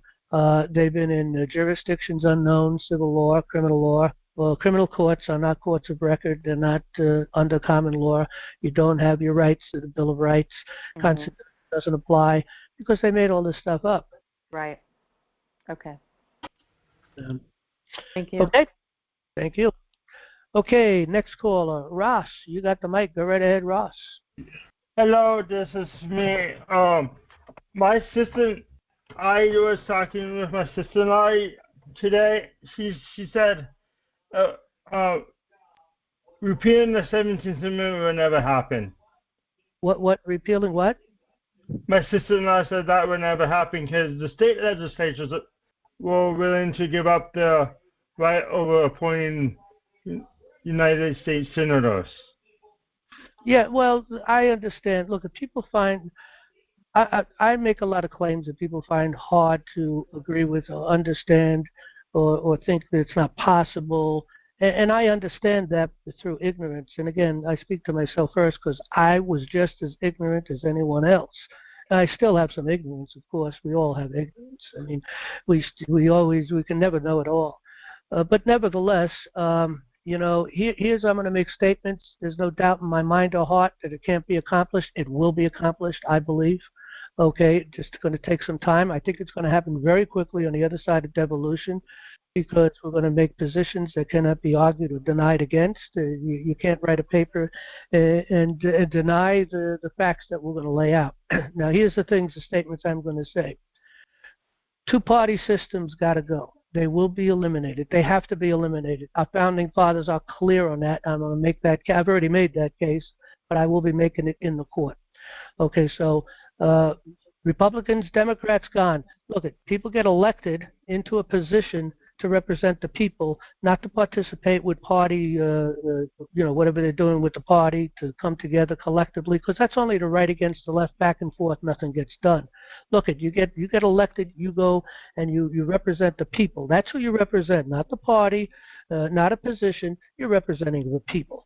So we got to get rid of parties. I think the person who's going to do the best job on getting rid of the parties is George Washington, President George Washington. His farewell address is very clear. His address was concerning the problem with parties. They got to go. They can't be. Also, there's also another picture. Well, actually gets into another democracies, being called democracies. Federalist Paper number 10. Go read Federalist Paper number 10. It's clear democracy has nothing to do. Our founding fathers despised democracies. It says it only accomplishes self-murder of itself as time goes on, and it really just sets the stage for an oligarchy, which we're not a republic anymore. We are an oligarchy, and an oligarchy is a small group of people. There's 100 families, 200 families, whatever it is, behind the scenes that are really controlling the whole world, but they are ultimately controlling the United States, the government of the United States of America. They're pulling the strings. They're the puppeteers. They use the deep state to use that process and maybe other things that we don't even know about. But whatever the case may be, we haven't had a president of the United States since at least probably Eisenhower and Kennedy maybe. And even before that, there was problems. Okay, there were enemies of the people that held the office of president. We know that the president right now in Washington, Biden, he's the president of the United States, Inc. The president of the United States of America is still Donald Trump. He controls the military. People find that hard to believe? That's fine. I don't have to convince anyone. We're going to find out the truth of that before the year is out. So we're going to get rid of parties. Parties have got to go. We're not a democracy. We've got to resurrect the republic. We're a common law republic, the only common law republic in the world, which means we're under the Bible. We're a Christian nation. We're founded on the Christian principles. We're founded upon the Bible. People can argue that point. It's irrelevant. Doesn't matter. The facts and history prove what I'm saying, and I've already laid papers out on that. And that'll be also filed in the courts. We want our courts of justice back open. They have claimed to have abrogated the common law, abrogated the power and the authority of the people, got rid of our writs, denied habeas corpuses. All that is against the law. It's unlawful. Well, that's our evidence against these people. And if you read the paper that we had filed, okay, let me just go back and just throw this on the screen. I'm not going to read it right now. We did look at this last week, and we'll probably look at it again in the near future. And I don't remember where the video. I did a video on this where we read the whole paper out. I'm pretty sure I did. If I did, I'll post that somewhere. But if you come and look at our writ quo wanto, okay, this lays out the whole position of all the problems and everything that they have done, what they're guilty of. But we need courts of justice back. Bar attorneys got to go. Anybody who maintains their bar association no longer be citizens of the United States, and the unified United States common law grand jury is going to demand that they be deported wherever they want to go, unless first, of course, they're going to be judged and serve a jail sentence, maybe end at the end of a rope, whatever the case may be. And when they come out, or if they survive from that, then out of the country they go.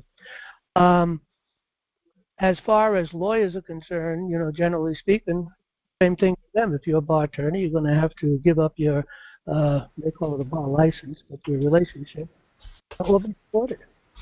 So the bar's got to go. Courts of justice have to be reopened. Free courts of justice. We already paid for our courts. We don't need to pay a dime to go into a court.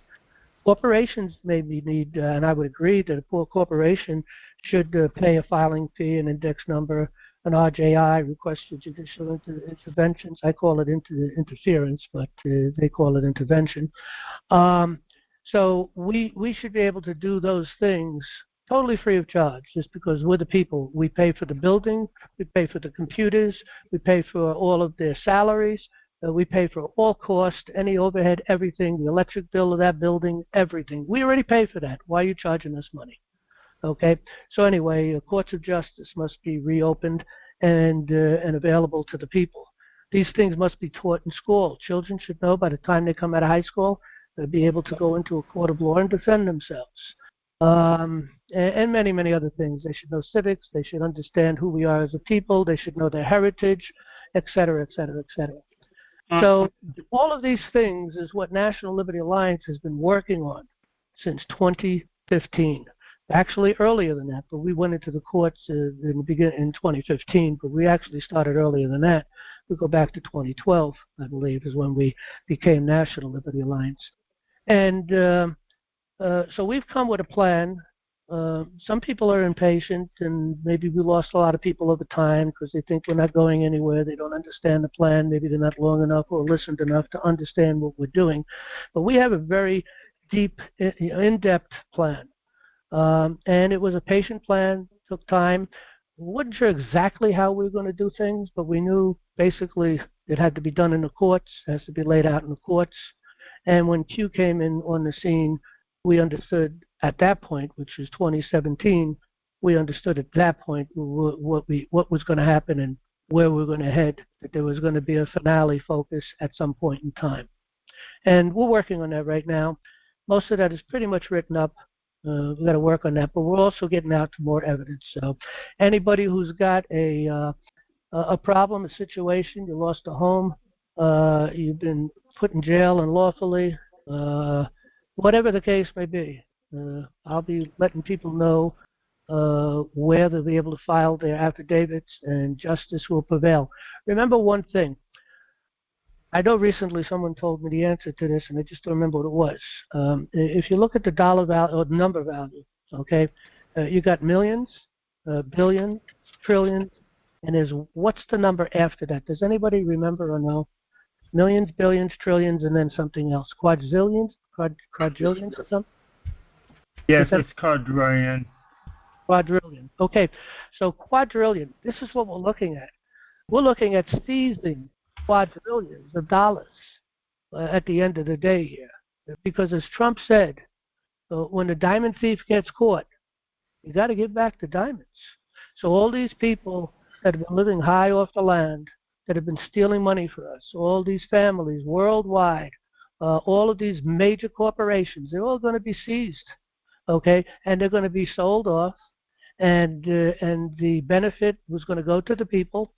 You got a lot of liquidity, properties, all kinds of things, okay? So it'll be in the quadrillions. So everyone will be compensated and restored, and it's going to be it's going to make America powerful because the economy is just going to go through the roof at that point. We are all, we've been we're the casualties of war. That's what we are, casualties of war, and we've been the casualties of war all our life because we've been really suppressed and not even realizing how much we have been suppressed since we've been born. They've turned us into chattel, which is livestock. They sell us. They sell we the people on the market. We're sold as chattel. Okay. When you die, there's a value to you. They claim it, and that's another way to make money. Yeah, John Drass, that's probably because it's through the birth certificate. They use the birth certificate as the chattel use. That's correct, and they're selling us on the market. Yeah. How do you claim that document away from them?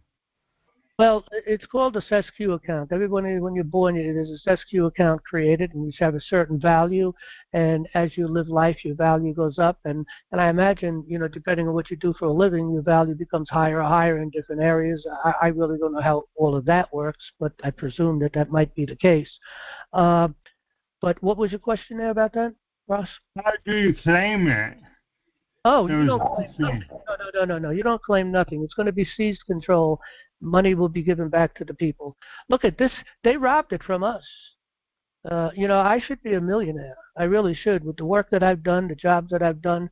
But they've destroyed everything. They just keep going on. The economy gets worse. More problems with the government trying to get things going. As a contractor, they put a lot of penalties, a lot of weight on you to prevent you from doing things.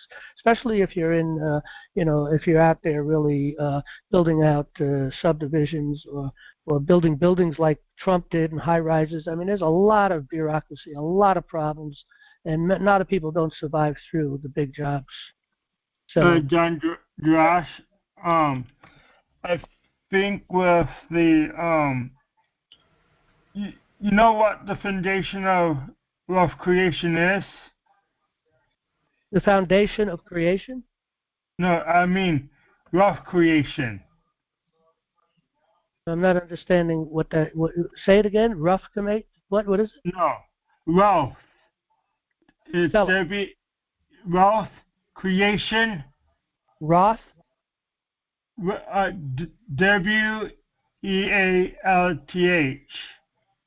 Oh, wealth. Okay, wealth creation. Yes. What is the foundation of that? It's land. It's land is where you have all the wealth from. Well, I wouldn't disagree with that. Land. They took our land away from us, and they're making a lot of wealth from their land. Absolutely, and we ourselves as an individual is our first piece of property that we own. It's entrusted in our parents, and until we become of age to be able to handle that piece of property, which is your body, your flesh. And it's the same thing, of course, with private property when any kind of a piece of land that you take control of. But you're right, that's correct. I wouldn't disagree with that. Yeah. Also, the wealth. Our founding fathers created a land wealth, land. How is it? A land trust for us. Is only way you can get that land is through the land patent process. Well, the land patent process, whenever you have a piece of land, there's got to be a patent for it, which is really the definition that defines the location, the property lines, the point of corners, and all that information. That's pretty much, I think, what the case is with that, to define the piece of land. But to go any further than that, I know a lot of people are trying to do something beyond that with that process, and it's really not necessary. The only thing that's necessary is to move your property from one point to another to private property. So if you're in residential, okay, residential, the way they set things up with those terms is taxable. Okay, so you pay your property tax if it's residential, but if it's private property, that's all you have to do is change your name of the property to private property. It's an uphill battle because they don't understand it, but you got to go through and really push it forward, maybe even take it into the court. But if you could turn your land into private property, it's removed from the tax rolls.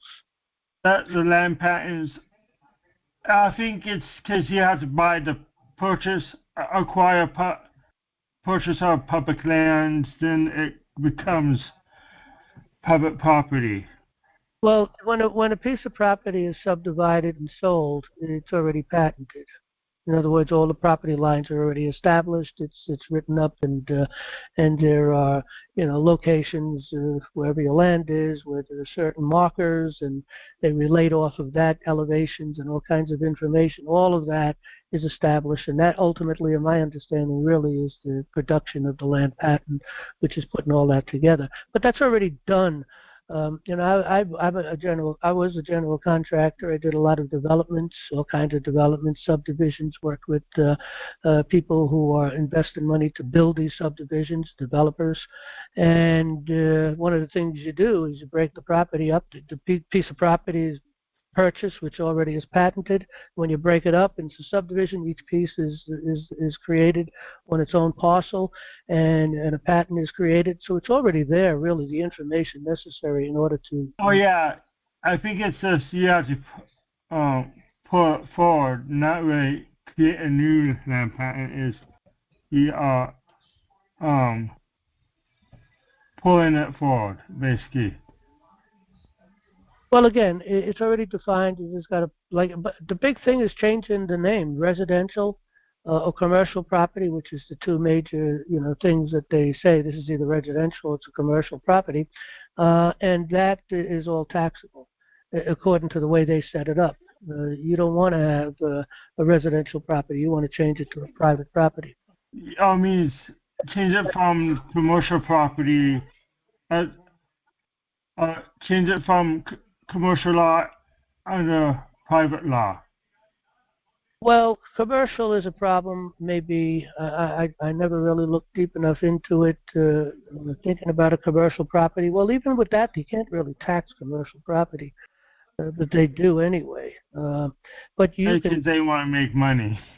Yeah, you can change that into private property too, and so they refuse to do that because they don't want the loss of power over the land. Well, even if it's zoned for commercial property and you change it into private property, you shouldn't have a problem really doing commercial business on that property. But even from the other standpoint, I think you can argue. I don't know that there's any way that they can require a piece of property being a commercial property or not being a commercial property.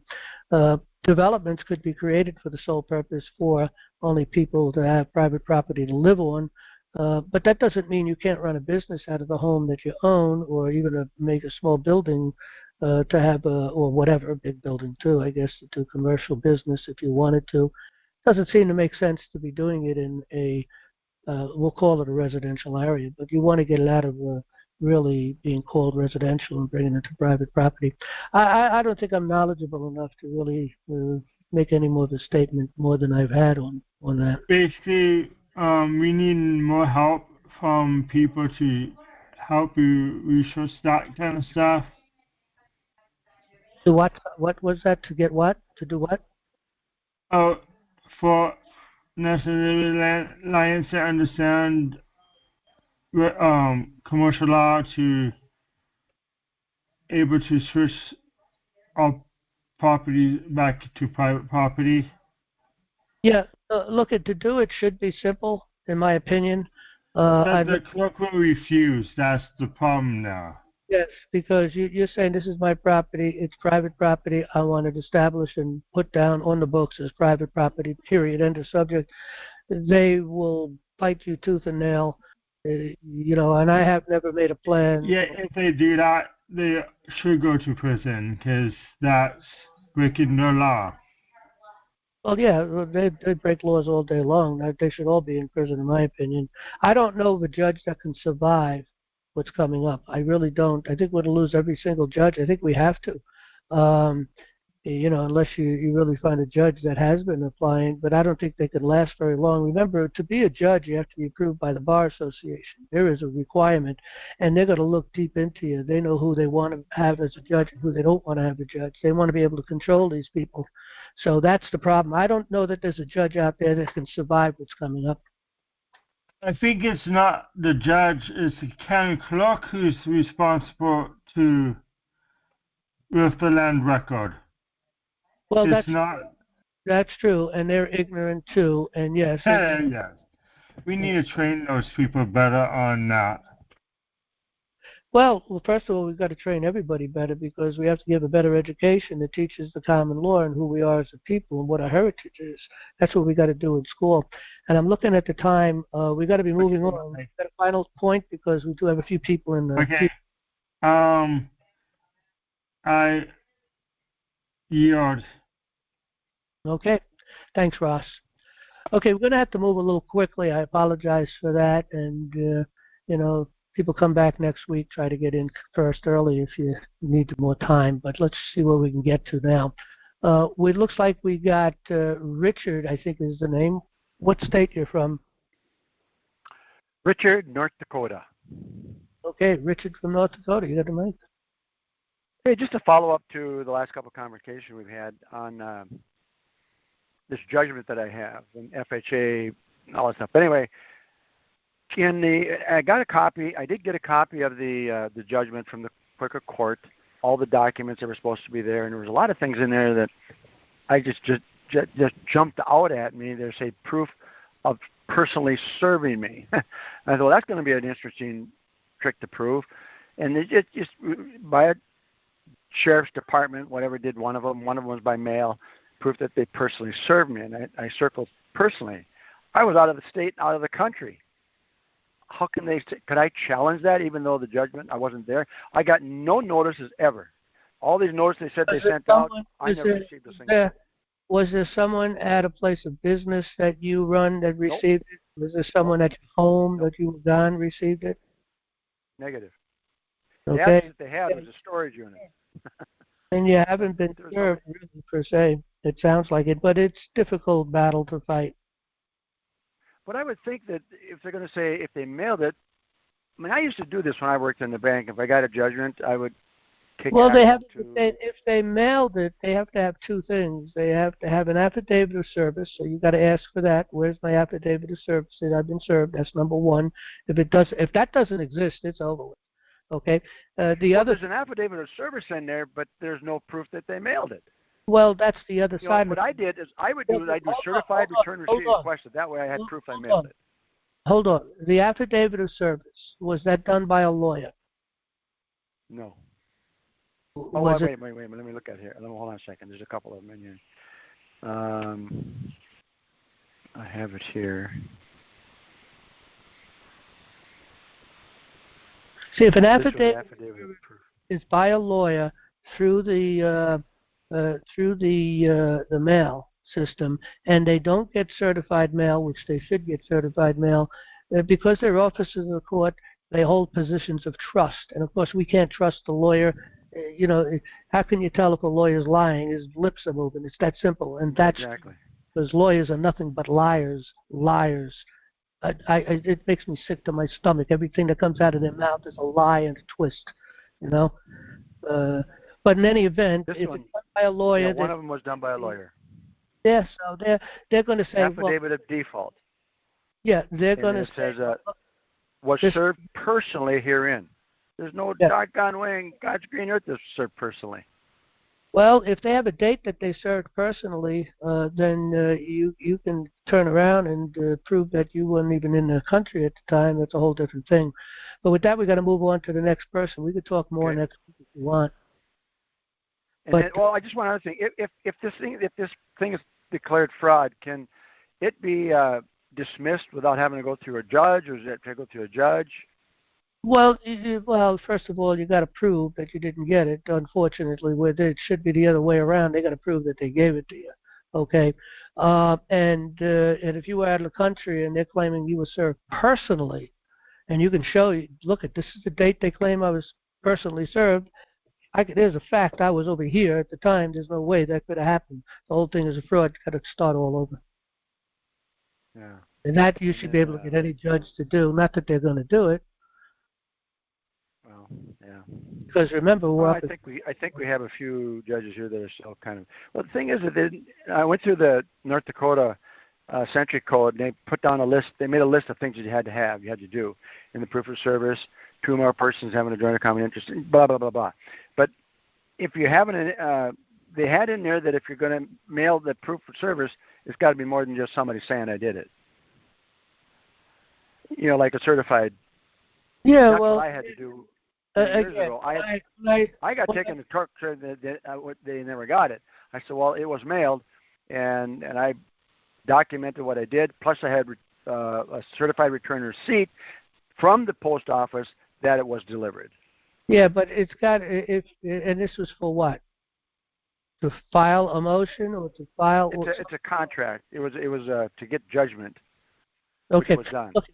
When you have to get an affidavit of service, that affidavit of service has to be someone who's not part of the case. Okay, I usually use a friend or one of my sons, and I have them take it to the post office and then go down and we write an affidavit of service and they get it notarized and I got it, and I do it.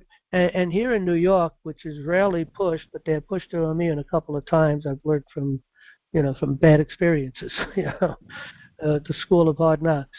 What they do is here in New York, you really need to not only serve it that way. You have to serve it, and we do it certified. So affidavit of service is supposed to be sufficient, certified anyway.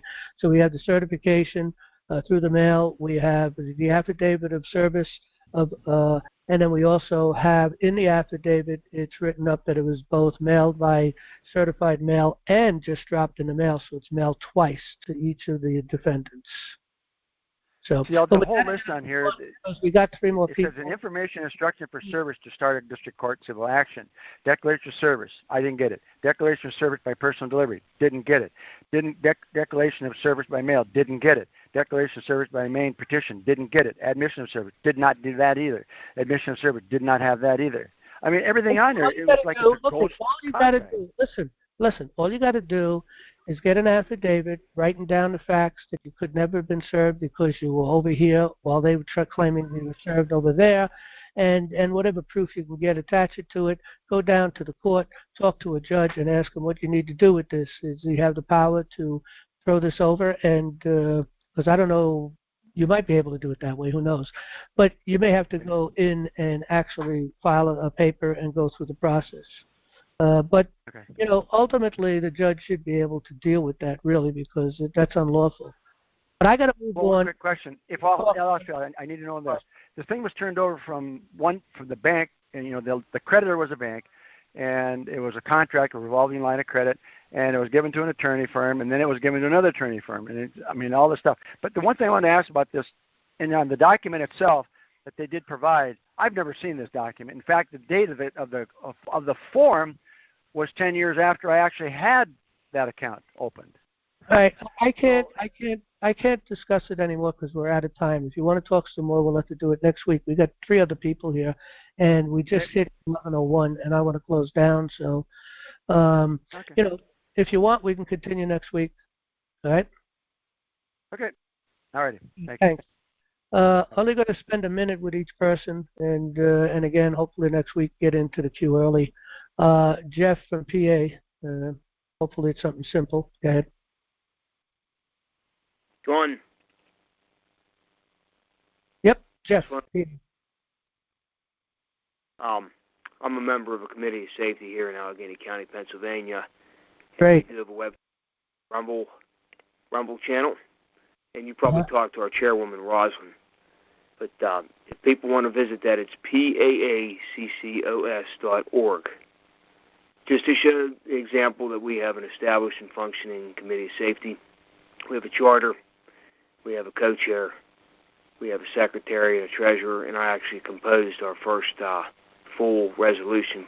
We haven't presented it yet because our chairwoman wants to procure X amount of signatures, I guess, to validate it. I don't know if that's necessary or not. Well, it's not really necessary. You only need really the only signature that's necessary is the chairman.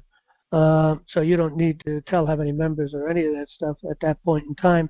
But the other thing is, well, did you talk with Jan or connect with him and get a list of people in your county and within your state so you can contact them? Well, I did contact a few people that were, out east, eastern Pennsylvania. Yeah, but we can give you a list. We can give you a list of all the people in your county and your surrounding counties. So if you send a request to Jan, Jan, at nationallibertyalliance.org and ask for a list of people in your state, and you'll get it by county. So the people that are in your county, you can contact them and try to invite them to your committee of safety. And what I would also do is invite people in the counties surrounding your county to invite them to your meeting to discuss getting a committee of safety starting in their counties. Because power is with numbers. United we stand, divided we fall. We don't have enough help to really make contact, and a lot of people that are building committees of safety haven't really made direct contact with us per se. And we need to get that going because some people that may have started committees of safety think that they can do this on their own. It's not possible. We can't save this nation. Divided, we fall. You can't save your nation on your own. When our founding fathers put the United States of America together, they were colonies. There were 13 colonies. They knew that they had to collectively come together and work on problems. They had problems within their own colonies. They dealt with their own business, however they wanted to deal with it. But there were problems that affected all the colonies or some of the colonies, and they had to work together. So the 13 colonies came together. They created committees of safety. Each colony created a committee of safety. They came together, sent representatives, and that's how we became the United States of America. That was the process. The committees of safety continued. They're the original committeemen. We know that they're called the committeemen, with political parties have seized control of that. The Bar Association has statutorized them. They have total control over the whole process. They've oscillated the powers. There's party bosses, and it all just fell apart. And it is not the process that our founding fathers used. So we resurrected here, as I know you know, the committees of safety the way our founding fathers did it. It's the people. We're not limited to numbers. We don't have to get voted in. This is how you have government by consent, and everyone can participate. They also limit the number of people going into the committeeman. For instance, in my county, there's 149 election districts. There's one person for every election district. But in a committee of safety, we can have 1,149 people. It doesn't matter. We can have 2,000 people. The more the merrier. Many hands make light work. And everybody has a right to participate in government by consent. And there's only one way to participate with government by consent, and that's through working with the Committee of Safety. Anybody who thinks they could do it any other way, well, they're only deceiving themselves, or they've been falsely come under a false understanding. It's not possible. But we have to unite. So when a committee of safety is created, there has to be communications. Our founding fathers put together where they had subcommittees. The subcommittees did different things. One of the subcommittees was a committee of correspondence. The job of the committee of correspondence was to move information back and forth to the other colonies. We've tried to teach people to do the same thing. You have a committee of correspondence. You want to communicate with the counties around you, eventually the counties throughout the whole state. But you also want to communicate and work on different problems and situations and possible solutions, and maybe more than one, from state to state, because we have to deal with the federal government. And we may come up with 2 or 3 solutions as we look at things. And, of course, we'll offer solutions, and other people will offer solutions. And then each state or each county will decide how they want to go forward. But we have to work together. And if we don't do that, and we think we're an island, and we can, no man is an island, but if we think we're an island and we could do this as an island, well, that island's going to sink.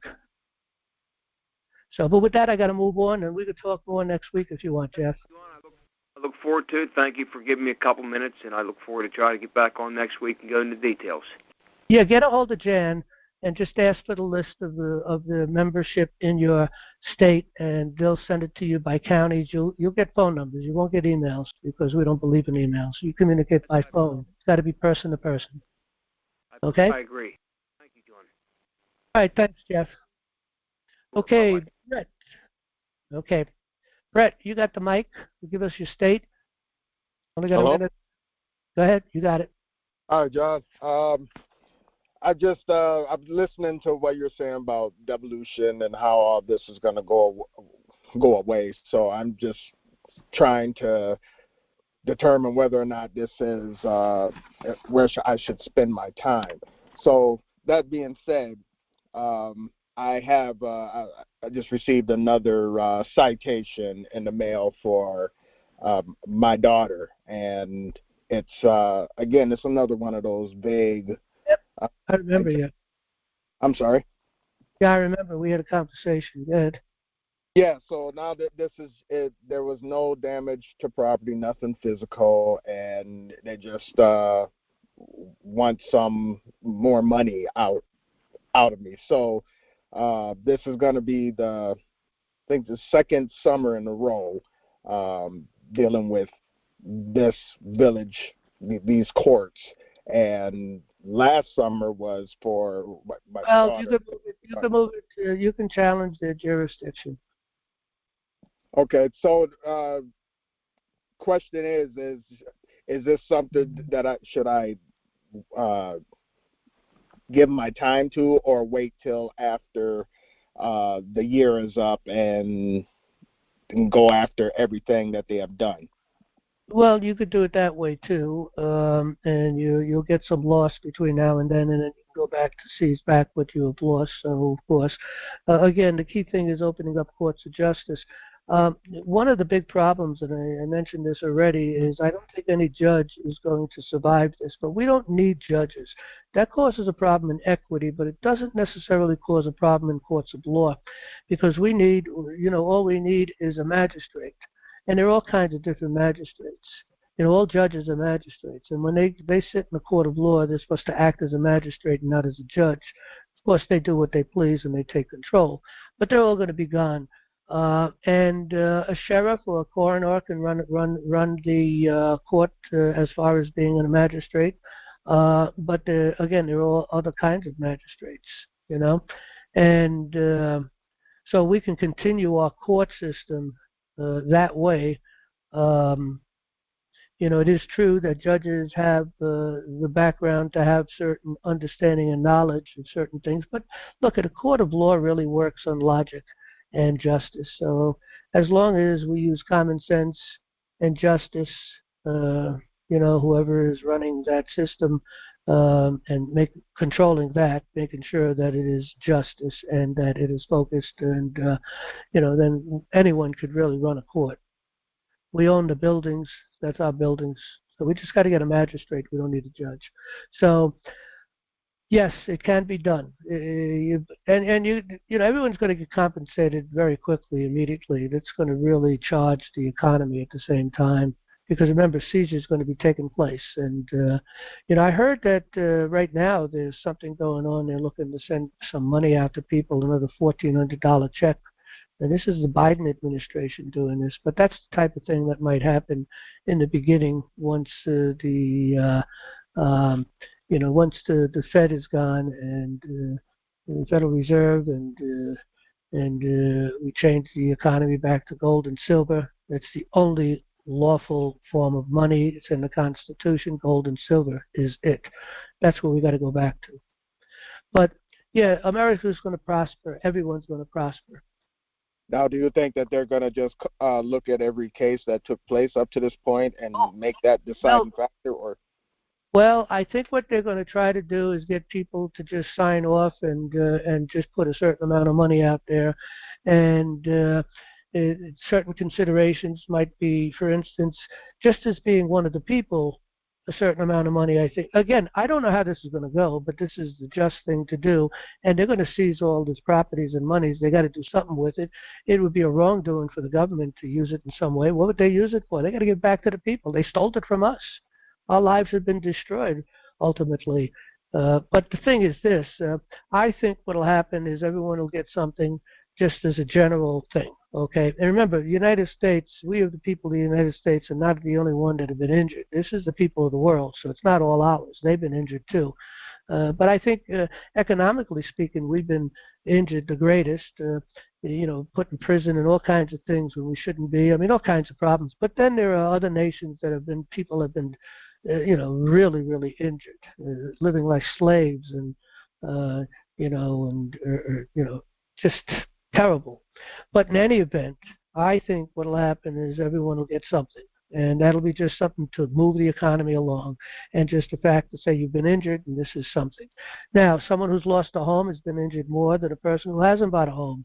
There's going to be certain things that and some things are going to be hard to discover what the amount might be, and they may come up with some arbitrary number and say, and maybe even put it on some kind of a scale, possibly. I don't know how they've worked that out. There's a lot of ways to look at that, and I think that people are going to get a certain portion according to their injury. But if you don't accept what is offered, then you can take it into court, make the argument, potentially get more, or potentially, possibly even getting less than what they offered. So who knows? So we'll see how it goes. But we would have to, at some point, list our injury, and every injury would have to have a value, at least some type of an arbitrary value, and then adjustments could be made in an argument in a court if you wanted to go that route. I think that's how it's going to happen. But it's got to happen some way. It's almost like the Jubilee. Okay. Last question. Now, on the citation, when it gives description, it's got under race and ethnicity. They have it totally different than what it is in the school records when they were registered. So how do you think is the best way to deal with that? Would that be like identity mistake? I'm not understanding what you're saying. Are you saying they identified you as a certain type of an individual as far as a race? Yeah, and it's not what's in the records at school. So I guess when an officer is writing down something that's totally different than what the demographic is in the school, how would I address that issue? Yeah, I'm not sure how to answer that. I would need more information, and maybe we can talk another time about that. I just don't have enough information on what really you're saying and how I should appreciate it. So, but I do have to move on to two other people. And we're really over time. I really got to get moving. So, but we could talk again next week if you want. All right? Okay. Thank you, John. All right. Again, I got to go this quickly. Two more people. Sandra from Arizona. You got the mic? Only got a minute or two. Better move on.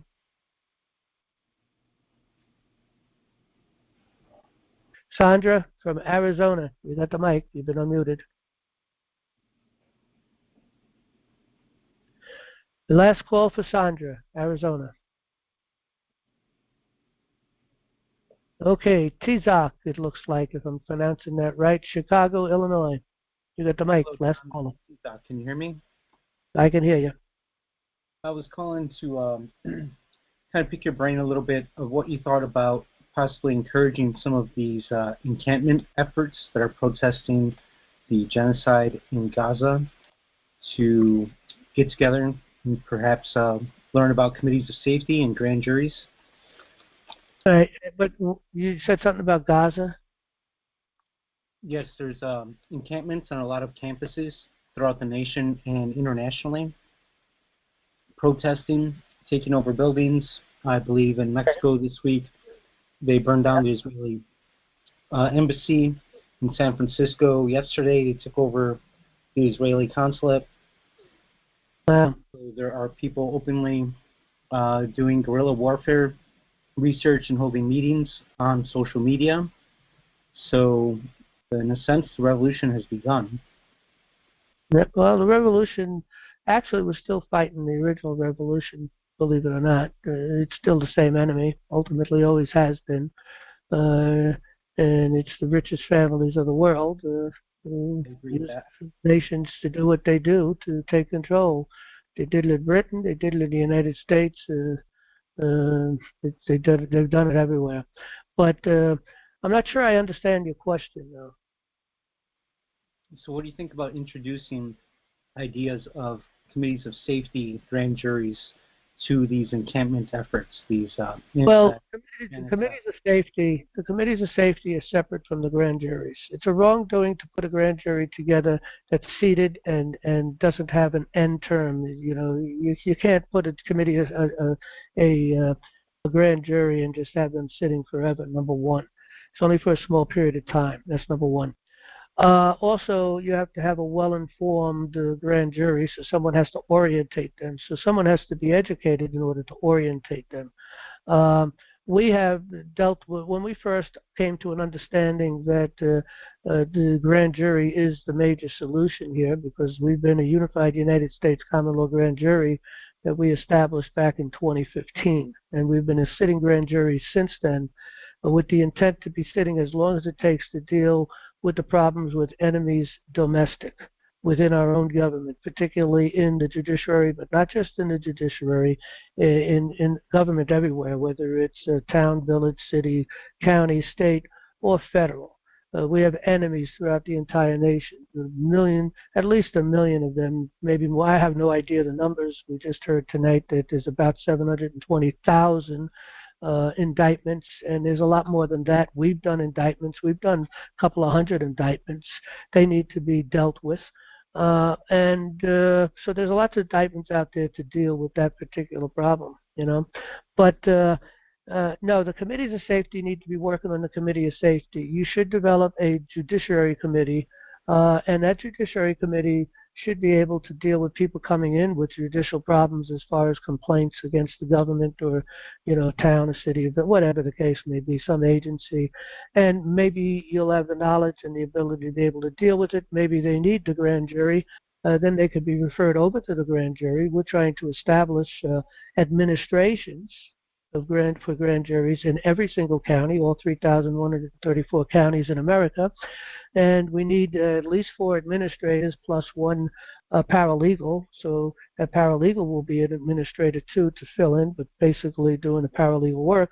So we'll have 5 individuals for every county that need to take place and take control over the grand jury within that county, or grand juries within that county. They need to orientate them, and then they need to be the watchdogs to make sure that the court system isn't abusing the people. That'll be the authority and the power of the administrators for the grand jury within that county. They should be seated in the court, and we need to take it away from the judge and the prosecutors because they've been controlling it. And that's what we need to do. So committees of safety do not develop grand juries. They don't have the knowledge, and it would be a wrongdoing because they'd be doing things without knowledge, and that would be injurious. Okay, and I guess one final parting question or point. With regards to the U.S. funding Israel, right, on the behalf of Zionist interests controlling both, would you agree so far? With what's going on there, the only solution to what's going on there, there's only one. It's Trump. And I don't know any more than I can say about it. We shouldn't be funding anything anymore, in my opinion. But, there's a major problem over there, and I don't know that there's really any one good way to deal with this. The whole thing is about creating war. Then that's right. That would stop. The genocide would stop. If we what? Well, I was referring to the corporate United States. Yeah. Well, yeah. Well, what's the? I missed what you said. Something about funding Israel. Well, if the United States stopped funding Israel, stopped sending technology, right, weapons, information, I mean, well, I'll be honest. I think the problem is too complex that I don't understand enough of it to be able to. It would only be an opinion, and my opinion wouldn't necessarily be that based in knowledge, maybe a little bit of knowledge, but again, it's too complex of a problem. I will tell you that problem is going to disappear at the end of the year. That problem, the problems of the world. I don't know what you mean, but we understand, you and I, that Trump is a Zionist, correct? No, he's not a Zionist. Okay, well, perhaps we can have this conversation another time. But I'm very firmly of the belief that he is. And I mean, he filled his cabinet with Zionists, right? He took hundreds of millions from Rothschild agents. I mean, this is, I think, extremely deep and broad. Yeah, I don't know that is true. There may be some situations that may be true, just because, you know, when you're dealing with, look at one of the major problems that Trump had is he didn't know the lay of the land. He didn't know who the enemies really were. A lot of people that were not Robert Maxwell, right? The father of Ghislaine Maxwell, who was the handler of Jeffrey Epstein. Uh-huh. So I'm sure he was very connected.